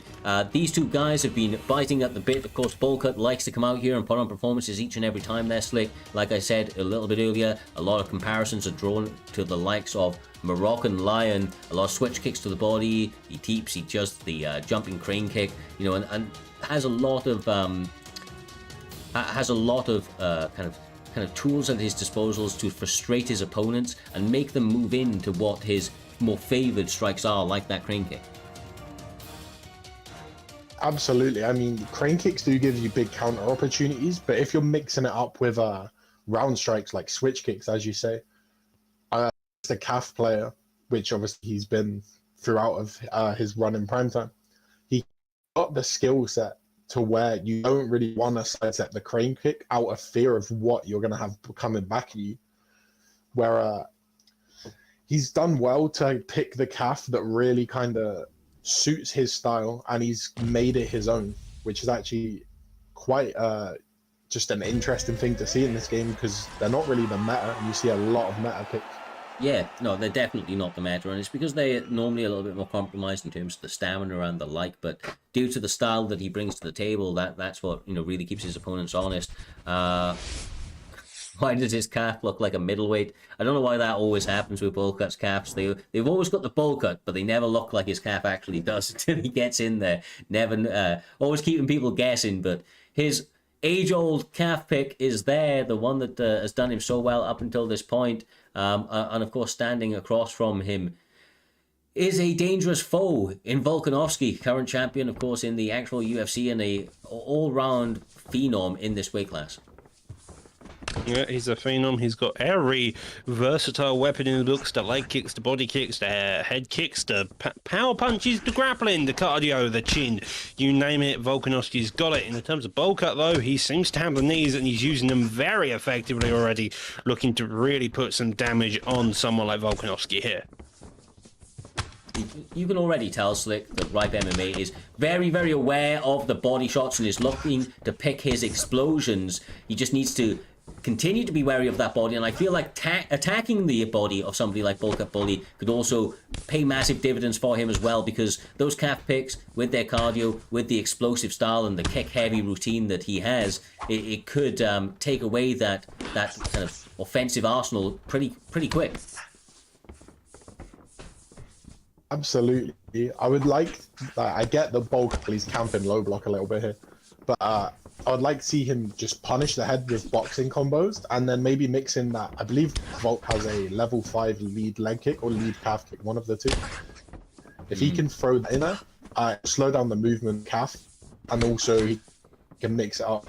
For example, say he threw jab inside leg kick. He can mix that up with jab left high kick, and keep him guessing. So then you're in the mindset of thinking about what he's gonna do to me rather than what I'm gonna do to him. Which when you're in that mindset is a tough to win, essentially, because you're just so worried. Nice spin to the body, loving what I am seeing from Bullcut Bully. It's what we've come to expect from him at this stage. He switches stance, is very seamlessly there, Doc, does good job of moving his head off that center line and always attacking the body, but sometimes kicks on the inside, and that can get him punished with some big boxing combinations on the return of Ripe MMA and Volkanovski. Yeah, both of them are doing good. And Volkanovski is getting a bit aggressive. The knees are now starting to come out a bit more. Seems like, though, both of them are just staying fairly committed to the body and head. Neither of them really running away with it so far. And I feel like that favours a Volkanovski, especially with his overall cardio, with his overall health stats in general. That may favour him.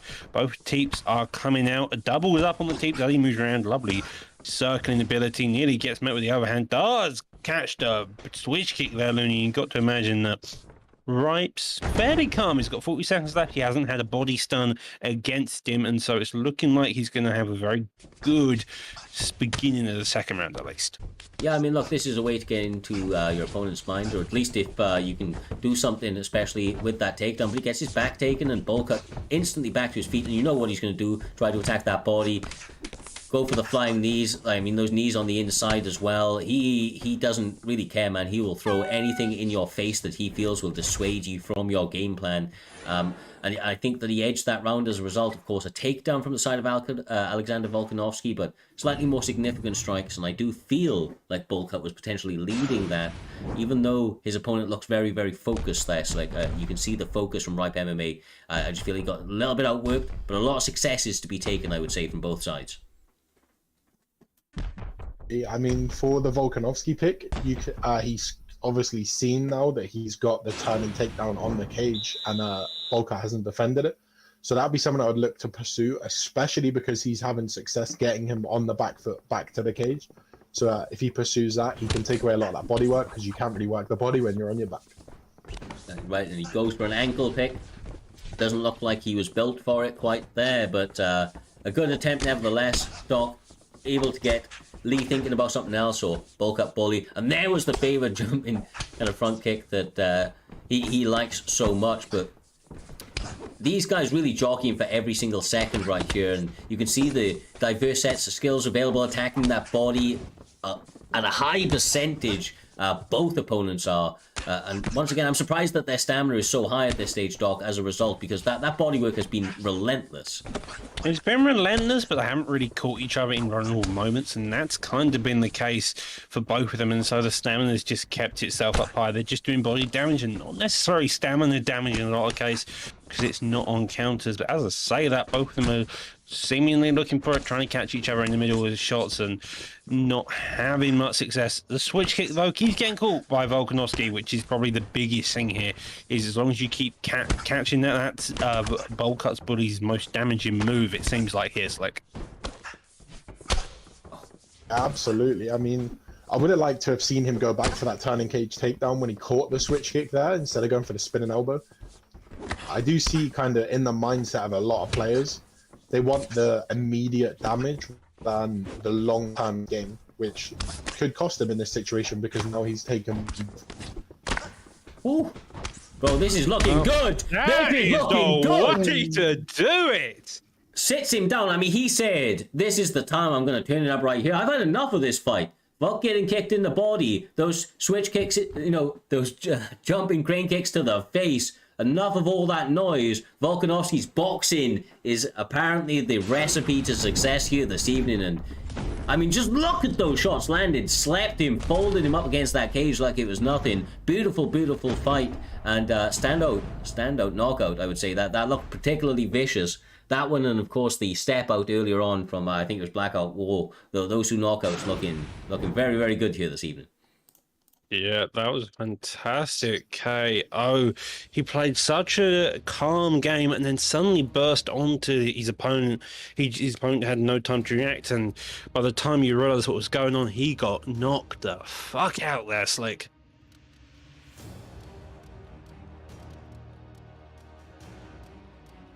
I think we may have lost Slick for a moment, but with that being said, Doc, it's going to be myself and yourself moving forward into the card, of course, because a little bit later on this evening, Slick has actually got a fight against his teammate, his friend in BFAP Trixie, the current champion of Primetime MMA, a man that holds record after record in the promotion, and of course, he's going to need to get some warm-ups ahead of that one, even though it's a familiar foe. Yeah, it's going to be a familiar foe, but it's going to still need to warm ups to fight someone like Trixie. You've seen Trixie over and over again. The man puts on war after war. He's fought Jakey, his other campmate was in women's bantamweight as well. It seems like BFAP may have a suspicion that maybe if you want to beat Trixie, take him down to women's bantamweight. Who particularly is sure here? However, though, that was a fight and a half. Speaking of Trixie's previous fight, though, he fought FSK Optics, who is up next against a late replacement of KM Caliber, the man of late replacements. Optics put on one hell of a war against Trixie. There's no two ways about it. Trixie should have got finished. The man survived like a cat, came back with more lives than definitely more than 9, and he put an impressive performance against him. But now we get to see Optics, see how that Optics does with a loss against Trixie on his record against someone who is notorious for being a late replacement here, Looney. Yeah, exactly right. And he steps up all the time, brother, all the time. And honestly, more often than not, it goes his way. But this time he's up against a very, very much a rising star within Primetime MMA, a kid that's been around for a long time, training partner of the former champion, good friends of the former champion as well. And of course, teammates of him in FSK Fadnator. So I think the Optics is a phenomenal competitor. He's really, really developed himself outside of the cage and inside, and I think that that's going to lead to many, many more successes for him down the road. But with all of that being said, with that incredible fight that's going to tip us off before we hit the title fights here this evening, we do have, of course, a couple of more left on the cards here. Oh no, I'm wrong, sorry. That is actually up next. What am I talking about, Doc? Here we are, Optics Caliber, brother. What the fuck is going on? We're okay, we're here. We have 3 fights left. This is the co-main event. Optics versus Caliber. We've got the co-main event of BFAP's Trixie versus BFAP Slick Colt. That'll be for the Xbox title. And the main event, of course, of Leon Stoles versus TS Smudger. TS Smudger being the PlayStation champion. That'll be in the main event. But first, in the co-main event, we got these two.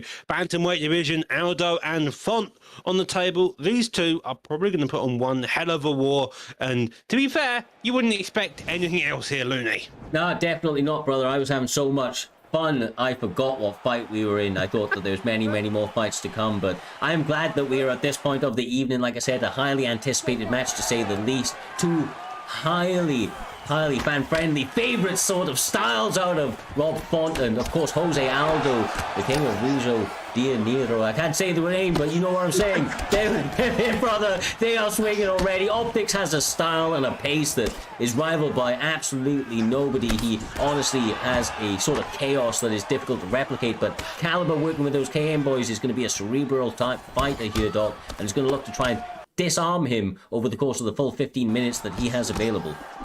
Well, you've got to imagine if you're someone like Caliber, you're just going to look for holes in Optics' game plan. Optics is known for that pressure striking, known for putting that pressure on, playing that aggressive game. However, he's doing on the back foot this time, and with someone like Rob Font, maybe that's not the best idea. We've seen how Rob Font suffers against that in some cases. He's the man who should be putting on the pressure, but instead, though, it's Aldo doing it this time around, Looney. Whew. You say that, he does get caught with a very, very stiff left straight. Big head kick missed, though. Optics needs to be a little bit careful of that, or the cardio will abandon him over the course of the fight. And of course, once again, KM Caliber isn't going to be afraid to try and duck that and get a big rip counter. The boxing from Optics is where the money has been here this evening so far, but does tend to keep getting caught on the inside. And it's maybe because he's looking for big pull counters like that, Doc. Phenomenal work here from Optics, answering back for Caliber once again. Yeah, well, both of them are looking to go more for a Brody type of style than a, I would say, technical. Both can do either or, but this time around it seems like it's going to be the counters mixed with a wild combinations of shots to make sure neither of them can get a real read on them. And so far, we're halfway through the round, and it seems like neither of them's kind of running away. You have seen more counters by Rob Font. However, Aldo is definitely starting to kick the legs out, trying to reduce the already low power of Rob Font to even less here.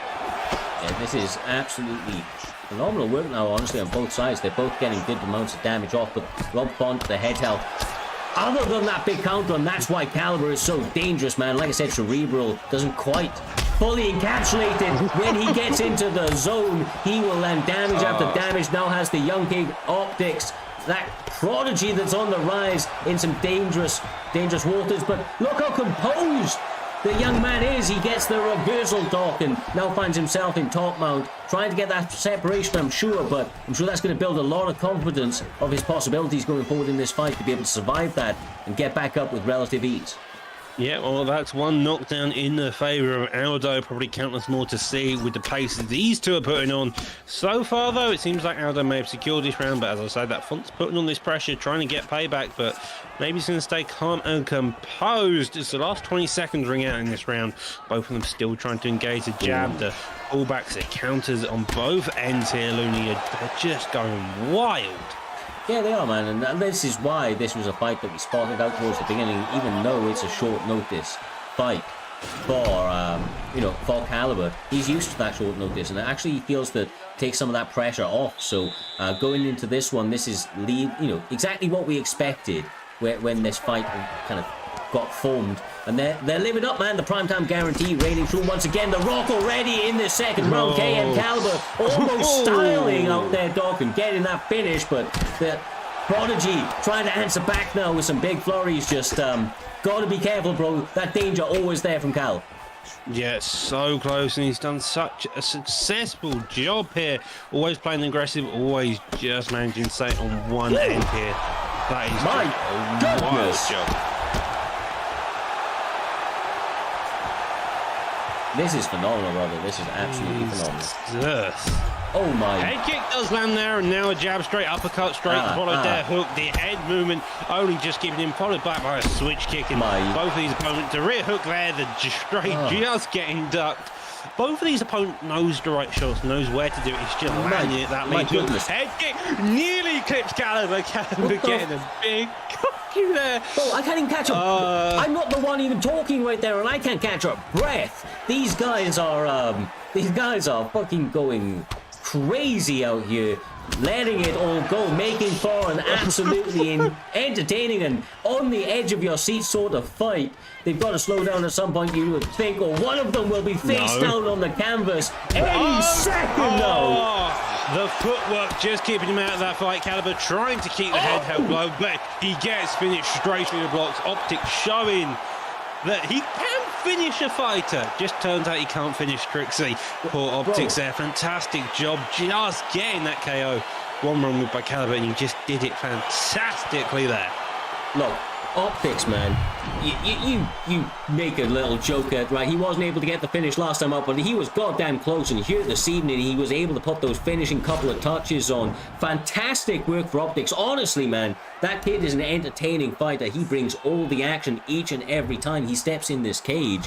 I am truly impressed with what he brings to the table. That was a lot of adversity being put his way, as you can see by the statistics. KM Caliber was having a great performance, but just to turn it around, to get the job done, shows the composure of that young kid and the work that he's been doing with his friend and pal in FSK Fadnator and all of the boys over in FSK. But god damn, dog, god damn, that's got us a bit primed for the co-main and main event. We've now got two title fights on our hands, my man. Xbox up first between two teammates, BFAP Trixie and BFAP Slick.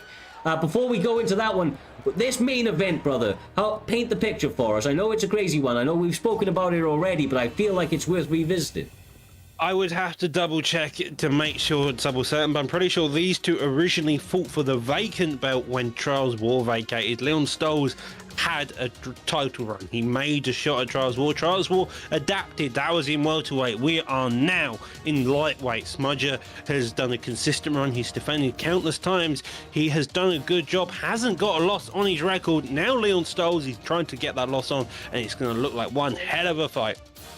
Well, with that being said, the time is now. Women's bantamweight is the division. It is the one and only Slick Colt, the man that was commentating here this evening with us, stepping out of the booth into the cage, of course, up against a friend and now a foe in the current reigning champion of the Xbox division, a man that needs little introduction but will do one anyway. Currently the primetime GOAT in BFAP, Swift Trixie out here again, Doc, looking to defend his belt up against a teammate, a man he knows very well, but that can be a two-sided sword, so to speak. Yeah, these two know each other extremely well, being campmates. To quote Slick, Trixie's the guy he does warm-ups against before he goes into a fight. So you got to imagine these two are going to be well adapted in their fight. Trixie picking Megan Anderson, Slick Colt picking Caitlin Vera. These two are going to put on one hell of a fight in bantamweight, women's bantamweight of all places. They said the DFAT boys believe that this is the place to take Trixie to make him feel a little bit uncomfortable. It's not worked in their favour so far, of course, with Trixie still reigning as the current champion, fainting quite early, looking to utilise some of that speed in the boxing. He knows the takedown threat is going to be ever present for Slick Colt, but obviously, I feel like this is a tale of two halves. There's going to be a clear striking advantage and a clear grappling advantage, I feel, on both ends, although they are incredibly competent in all departments, though. Yep, they are both incredibly competent, both incredibly clean in the way they want to do it. And already starting off with some fantastic combinations, both of them working the legs, happy to contend. Megan Anderson is long and lanky, and that is showing in the case of how Trixie's fighting. He's flying off the back foot with her, and he's just having massive success here, even as Slick Colt is starting to kick the legs out here. Lovely work the inside. Slick Colt's actually doing incredibly well in terms of getting some flurries off on the inside. Has to be careful not to get picked apart too much on the outside, but yeah, beautiful work on both sides. There's actually big damage being traded in the center of this cage, and uncharacteristically we see Swift Trixie missing a big lead roundhouse early. Maybe a little bit of frustration setting in for the champion that his teammate is actually making a lot of good reads and landing some combinations early. Well, he has checked the leg kick a few times, Trixie has, and that's going to play dividends later down the line. The steady base of Caitlin Vera is looking like it may crumble early on, especially with someone like Trixie. You always see in a lot of these title fights, those leg kicks are the biggest factor in to really tell if he's going to be able to really expose his opponent later on. You know, you say that, I actually think he's got a bit of a disadvantage in terms of his left leg at least. He has been able to work maybe a little bit more evenly across the side of the Swift Trixie. I could be wrong. Maybe I'm tripping. Oh well, both of these opponents, a front kick does get blocked there. The jabs and strikes are kind of coming out. A couple of triples up on it there, now coming back again. Trixie isn't really putting on any pressure. He's staying really calm and composed here, waiting for Slick to push in, then looking for the counter himself. A couple more shots get fired back either side, but so far neither one making any massive movements here.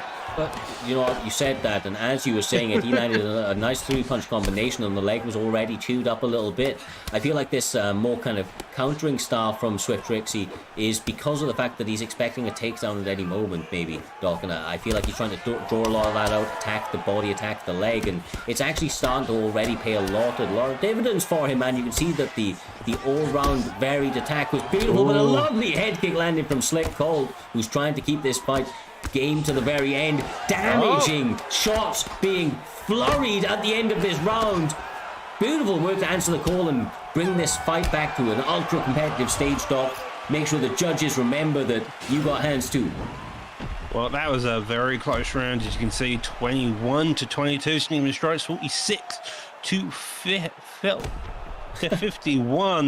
These two are going to have a very close round. Both of them didn't overexert themselves. 120 strikes odd thrown each way. So you got to imagine that so far these two are going to be well adapted, well composed, and coming to second round, neither one of them is going to really be very far apart from one another, as you can see.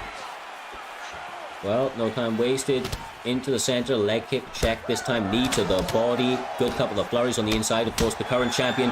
Flash on stamina, but his head tail already flashing in this second round as the challenger is trying to take this fight right here, right now. He wants that Xbox championship wrapped around his waist, and he is now really starting to land some good damage. The champ has to recognize that and make the adjustments right now, Doc. He can't allow more damage to continue to bleed through. Yeah, well, it's those head kicks and the leg kicks by Slick Colt which are really confusing Trixie here, because you see him kicking down low and then firing the head kick up top straight afterwards. Both of their leg kicks were blinking after one leg kick. Both of them now starting to engage in the boxing combos as well. This is really confusing both opponents, just making them unsure where to block high or block low. That is the question, and both of them are still going at it here, Looney. Yeah, beautiful work attacking the body very, very nicely. Attacking the leg as well. Oh my god, man. These guys really working each other in every regard. Now Slick Cole's got the head health down on the lower end of the spectrum. Honestly, I feel like this is on a knife's edge, but the stamina, of course, massively favoring the current reigning champion. And this is a 5-round fight. We may not need it, though, Doc. Damage is absolutely being scattergunned all across this cage. Nobody knows where it's coming from, where it's going to land next, but rest assured, the bloody brutality is following every step of the way.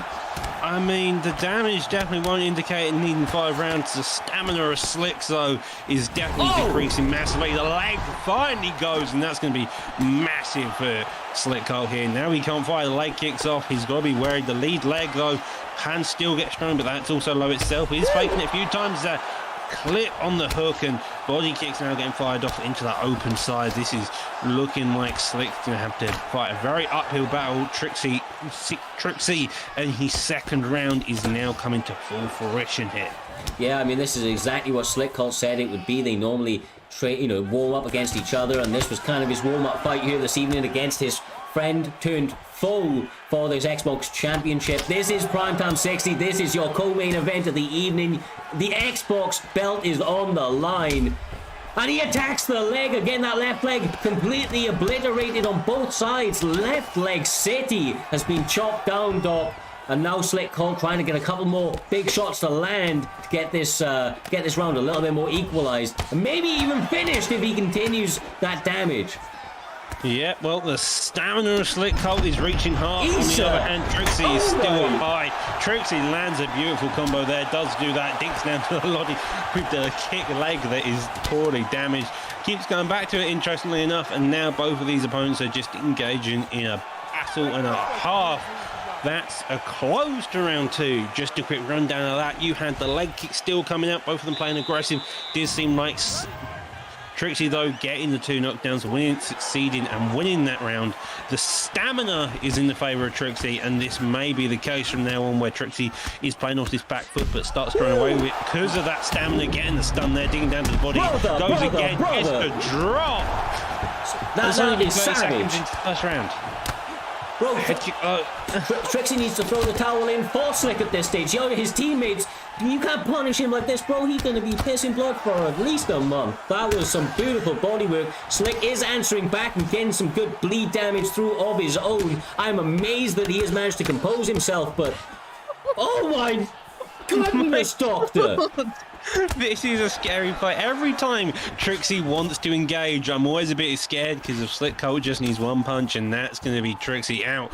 But so far, Trixie timing all of his combos just right, digging down his body. All he needs is one uppercut. But by the looks of it, all Trixie needs to stun Slick is one hook, and that is what he's landed countless times. Head and body health in the favour of Trixie, but more so the body than the head health. As you saw, it's starting to blink after a couple shots there. 3 minutes left on the clock, and both of these guys are going at it still here, Looney.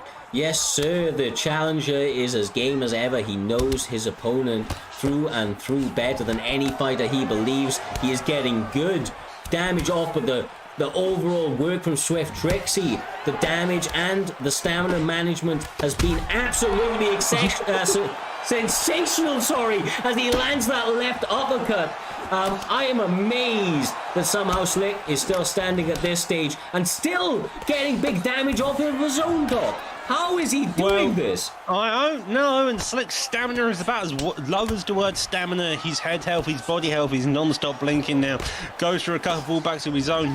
The head health as Trixie is still a viable target for Slick Cole, but maybe not the body anymore, and both Trixie's staying content, he's staying composed. He's looking like Slick is completely out of his own campmate's league here. It is impressive as he gets another knockdown there.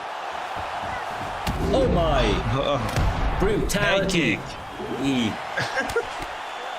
This is tough to watch at this stage, man. Slick still looking for those big countering opportunities, but anytime he opens himself up to the possibility. Oh! Never mind! He's going for it, though! Jesus, he gets the stun. Trixie, as you saw countless times, is a man who cannot be put down. You cannot do it easily, but somehow Slick gets the stun. Does get knocked down, though, with 40 seconds left on the clock. Slick is looking like he wants to take the title away from the man who just keeps getting up. Oh, I don't even know how he's got anything left to give, but somehow he continues to find ways of landing damage on the champion. The champion's still fresh, man. That health not too great. That left leg not too great. But yeah, he's looking good, bro. He's looking good. Styling out here, getting the body rock and the front kick to the face. I'll be amazed if Slick Hall answers the bell in between rounds. Because this is an uphill battle, bro. He may have another 60 seconds and a good couple of flurries left in him because the champ is in the driving seat. Body stuns. That is not a fun time if you're Caitlin Vera here.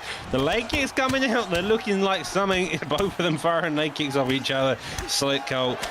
Trixie instantly just goes back to it. Trixie's stamina is basically full here. Well, Slick Colt is gone, basically. Both of these still engaging in a war and a half. Slick's trying his damnedest to dig deep, but the body stun there. Oh, my God, brother!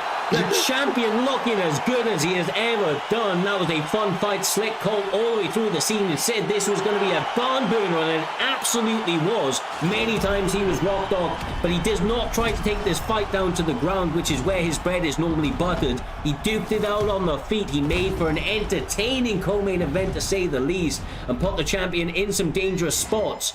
But ultimately, Swift Trixie gets the job done again, living true to the primetime guarantee. The overall kind of feeling the presence of that championship reign is becoming a dominant one once again. He feels refocused, readjusted to the changes within this league that have given him a little bit of issues and some of the adjustments that his competitors have made, and he's now putting together another phenomenal run towards the end of this season. Yeah, that was a fantastic run there. Just round one was fairly close. Round two round two is where it changed. Round two, Trixie came out, the leg kicks really just stopped happening, and the stamina difference really started showing. That third round, he just abused poor Slick there, and then in that final round, that was where the lights were out. Yeah, and honestly, much respect to Slick, just to throw it back to him. That man stepping up on short notice for the commentary duties here this evening, making sure to fill in for us. As of course, as we mentioned, Jay is a little bit sick at home now, caught COVID. So we're wishing him well very, very soon. Hopefully, these fights are entertaining and bringing him through this evening with a little bit of style and joy in the night. But big respect to Slick stepping in the commentary booth. Didn't get maybe the full preparation, but put on one hell of a fight nevertheless. And that actually set us up beautifully there, Doc, for the main event of this evening between the current reigning PlayStation champion in TS Smudger. He has been active in the chats, saying he is the best. Nobody's taking this thing for him, brother, over his dead body. But that's what Leon Stoltz has said. He's coming out here to make him into a corpse here this evening and to take that belt from him even once and for all. I cannot wait for this main event. It's goddamn is it set to be a great one. So then, this is going to be a fine half. This fight is mental. This is a good fight. Leon Stoltz has got the capability to win. So has Smudger. Smudger part of the TS camp. He's got names like Naz and Samurai Robin in his camp, so he's got a very good corner. And so this is going to be a fight and a half, and this is going to be one hell of a fight. 25 minutes to really state your claim in the flyweight division here tonight. Like I said, brother, this is what it is all for. The Primetime Guarantee has not failed to deliver each and every fight that we have put on for what feels like an eon, but especially here this evening, Primetime 60 had to be a big one, and every single one of you guys should be holding your head high for the performances that you have put on. But these guys are at the top of the bill for a reason. They are the PlayStation champion, the PlayStation competitor. Phenomenal competitors all round with very, very diverse skill sets. They often find that they do their best work on the feet, however, and that's what makes them so much, so favored by the fans. But all of that being said, Doc, they touch them up for the next 25 minutes. This cage door is locked and these hands are being thrown, not wasting any time. getting their combinations flurrying. Yep, no time being wasted. Combos being thrown on either side. Leon Stoll's already looking to work that body. If so is Smudger, though. Digs down with the double hooks there. Lead hook comes over the top. Does get a little slip hook there. Both of them just engaging, having fun, trying to put this utter pace on to no man's land. But so far, neither one really stepping off the gas here. Yeah, and I don't expect either one of them to step off the gas the entire way. Beautiful pulls, beautiful slips. These guys countering each other excellently. They are live by the sword, die by the sword's types of fighters. Want to fight for all of the glory, the accolades that come with it. But mainly, they are trying to go down in history as not only being two of the best fighters, but the most entertaining fighters that you will see on the eSporting UFC 4 landscape. And you can see why here this evening. Non-stop combinations, very much, or very little ground being given as they continue to batter each other's block and try to bleed through those combinations onto the head health of their opponent. Yeah, the champion is just happy to put the pace on non-stop here, and so far he's having massive success. Digs down to the body there by Leon Stolz. Another uppercut straight there follows suit, but he's trying his hardest to really land here, but so far all the counters seem to be coming from Smudger here. That rear hook is playing massive games of how much damage he's doing, just using it as a counter and shot every single time, and it's just keeping Leon Stolz kind of on the back foot here. Yeah, exactly right. And obviously he's going to be used to this pressure though, right? Because he trains with the likes of Bang Bang and obviously all of the phenomenal competitors that we see coming out of the B3 camp. So this is, he's no stranger to this. He's just going to be looking for those openings, but of course TS Smudger does it with the best of them. That's why he's the champion, Doctor, and he's giving Leon a little bit of an issue here, although I do see the counters starting to come back. Yeah, the counters are starting to come back, but that straight comes out. Lovely little straight from both of them opponents. It seems like whoever gets the real rock, the first knockdown is going to have the advantage here, just because that's going to indicate their chin being gone, especially with how these two are both throwing. Flyweight doesn't have much power, has a lot of speed, and does have a lot of stamina to use here, Looney. Most certainly, brother, most certainly. Attacking the body twice in a row, followed by the uppercut. Has to be careful of the chin of TJ Dillashaw, especially in this weight class. I believe it's a little bit more compromised statistically as well. And those types of combinations not helping the matter. Smudger doing brilliant work, looking like the champion here as he is, making sure that each and every shot that he throws is with meaning and with very dire consequences for his opponent's health all round.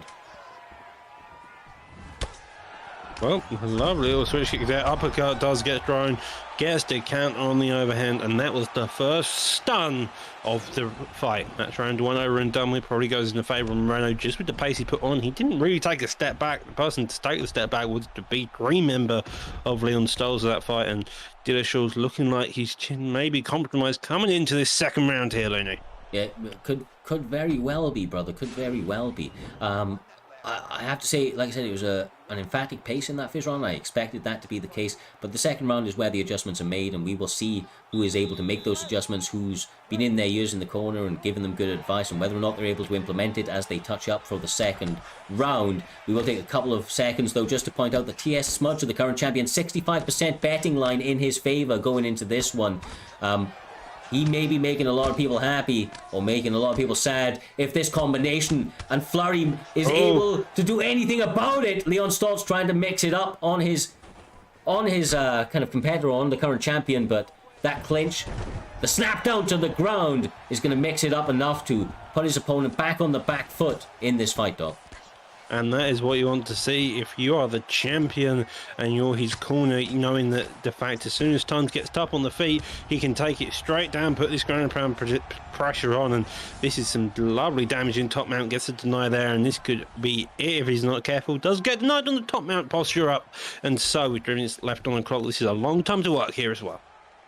Yeah, most certainly, and especially against somebody like Smudger with the Marino pick. I mean, obviously his cardio is phenomenal. He can really do it all on the mat, on the feet, and when he gets you in a position like this, starts raining down those elbows, gets a deny off, you are in a world of pain, because it is much harder to get out of this position than you may have first anticipated. It is a smash-like feeling being underneath a Marino of Smudger's caliber, and as you can see, Leon Stolz having all sorts of problems getting out of that position. Now the Kimura is on. He does not go for the chain. He decides to bail on it, but I think that's smart. It means that he is able to hold this position now relatively easy with that stamina advantage. Yeah, now he has to just stay patient, stay calm in this position. He's going to have the elbows and that head help is already blinking. This is looking more and more like Moreno's fight here.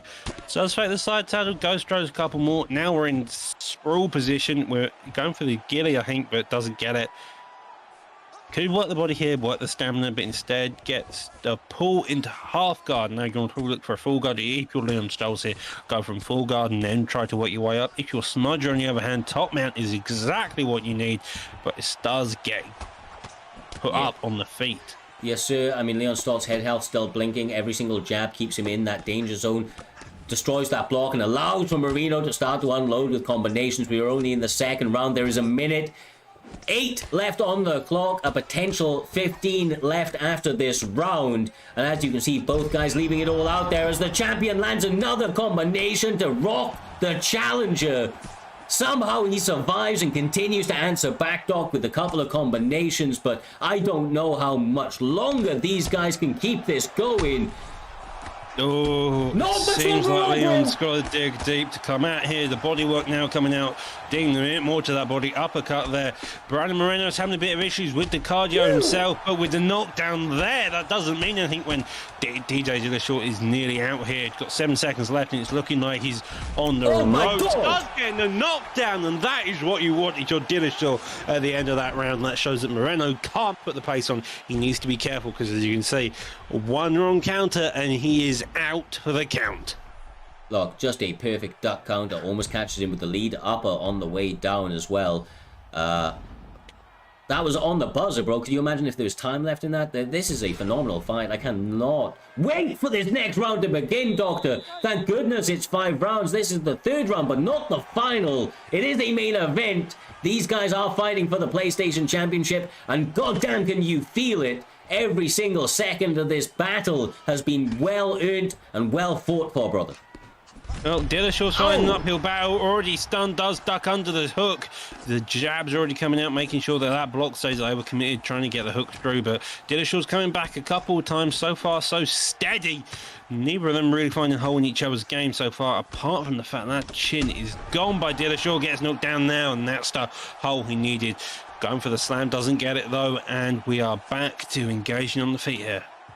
Yes, sir. His teammate in the chat rallying him on. He believes TS stays on top, and he is looking to continue to drive this fight back in their favor. You can see the combinations, brother. It's so difficult for Leon Stolz to be able to answer back. He goes for the pole elbow. I feel like the straight maybe a little bit more in his favor. There's a couple of times he's just missed that, and he needs everything to land here, Doc. That head health, so kind of suspect, bro. I mean, it's just basically not there. It's basically not there. It's not there, but the issue is Dillashaw can find the one count, and he can find the count, and that is what you want. Now he goes for the ground and pound, looking to get the finish, hoping to dig off, and he does. That was impressive. Fantastic job by Leon. He had an uphill battle to climb. His head health was gone by the end of that second round, but somehow he finds the counter. He gets to drop in that second round, comes out in the third, gets stunned instantly, then finds a drop, and then gets that ground and pound position on, becoming the new PlayStation champion. Brother, fuck, man. They would say... His teammates were saying TS on top in the chat, and it was looking like the champ, or the former champ, was doing his damn thing. Looks like he was going to walk away with another victory, but once again, the B3 boys are able to secure primetime gold on that PlayStation side of the equation, Doctor. Leon Stolz. Take a fucking bow, brother. What a performance, what a comeback. And, a pleasure to call him primetime PlayStation champion. Jesus. That was a fight and a half. These main events never go the way you think it does, and that PlayStation just cemented that idea. Leon Stolz came out with the victory. Fantastic job, Tim. You look for all he needed was one counter, and it showed in the flyweight division. That was one hell of a fight.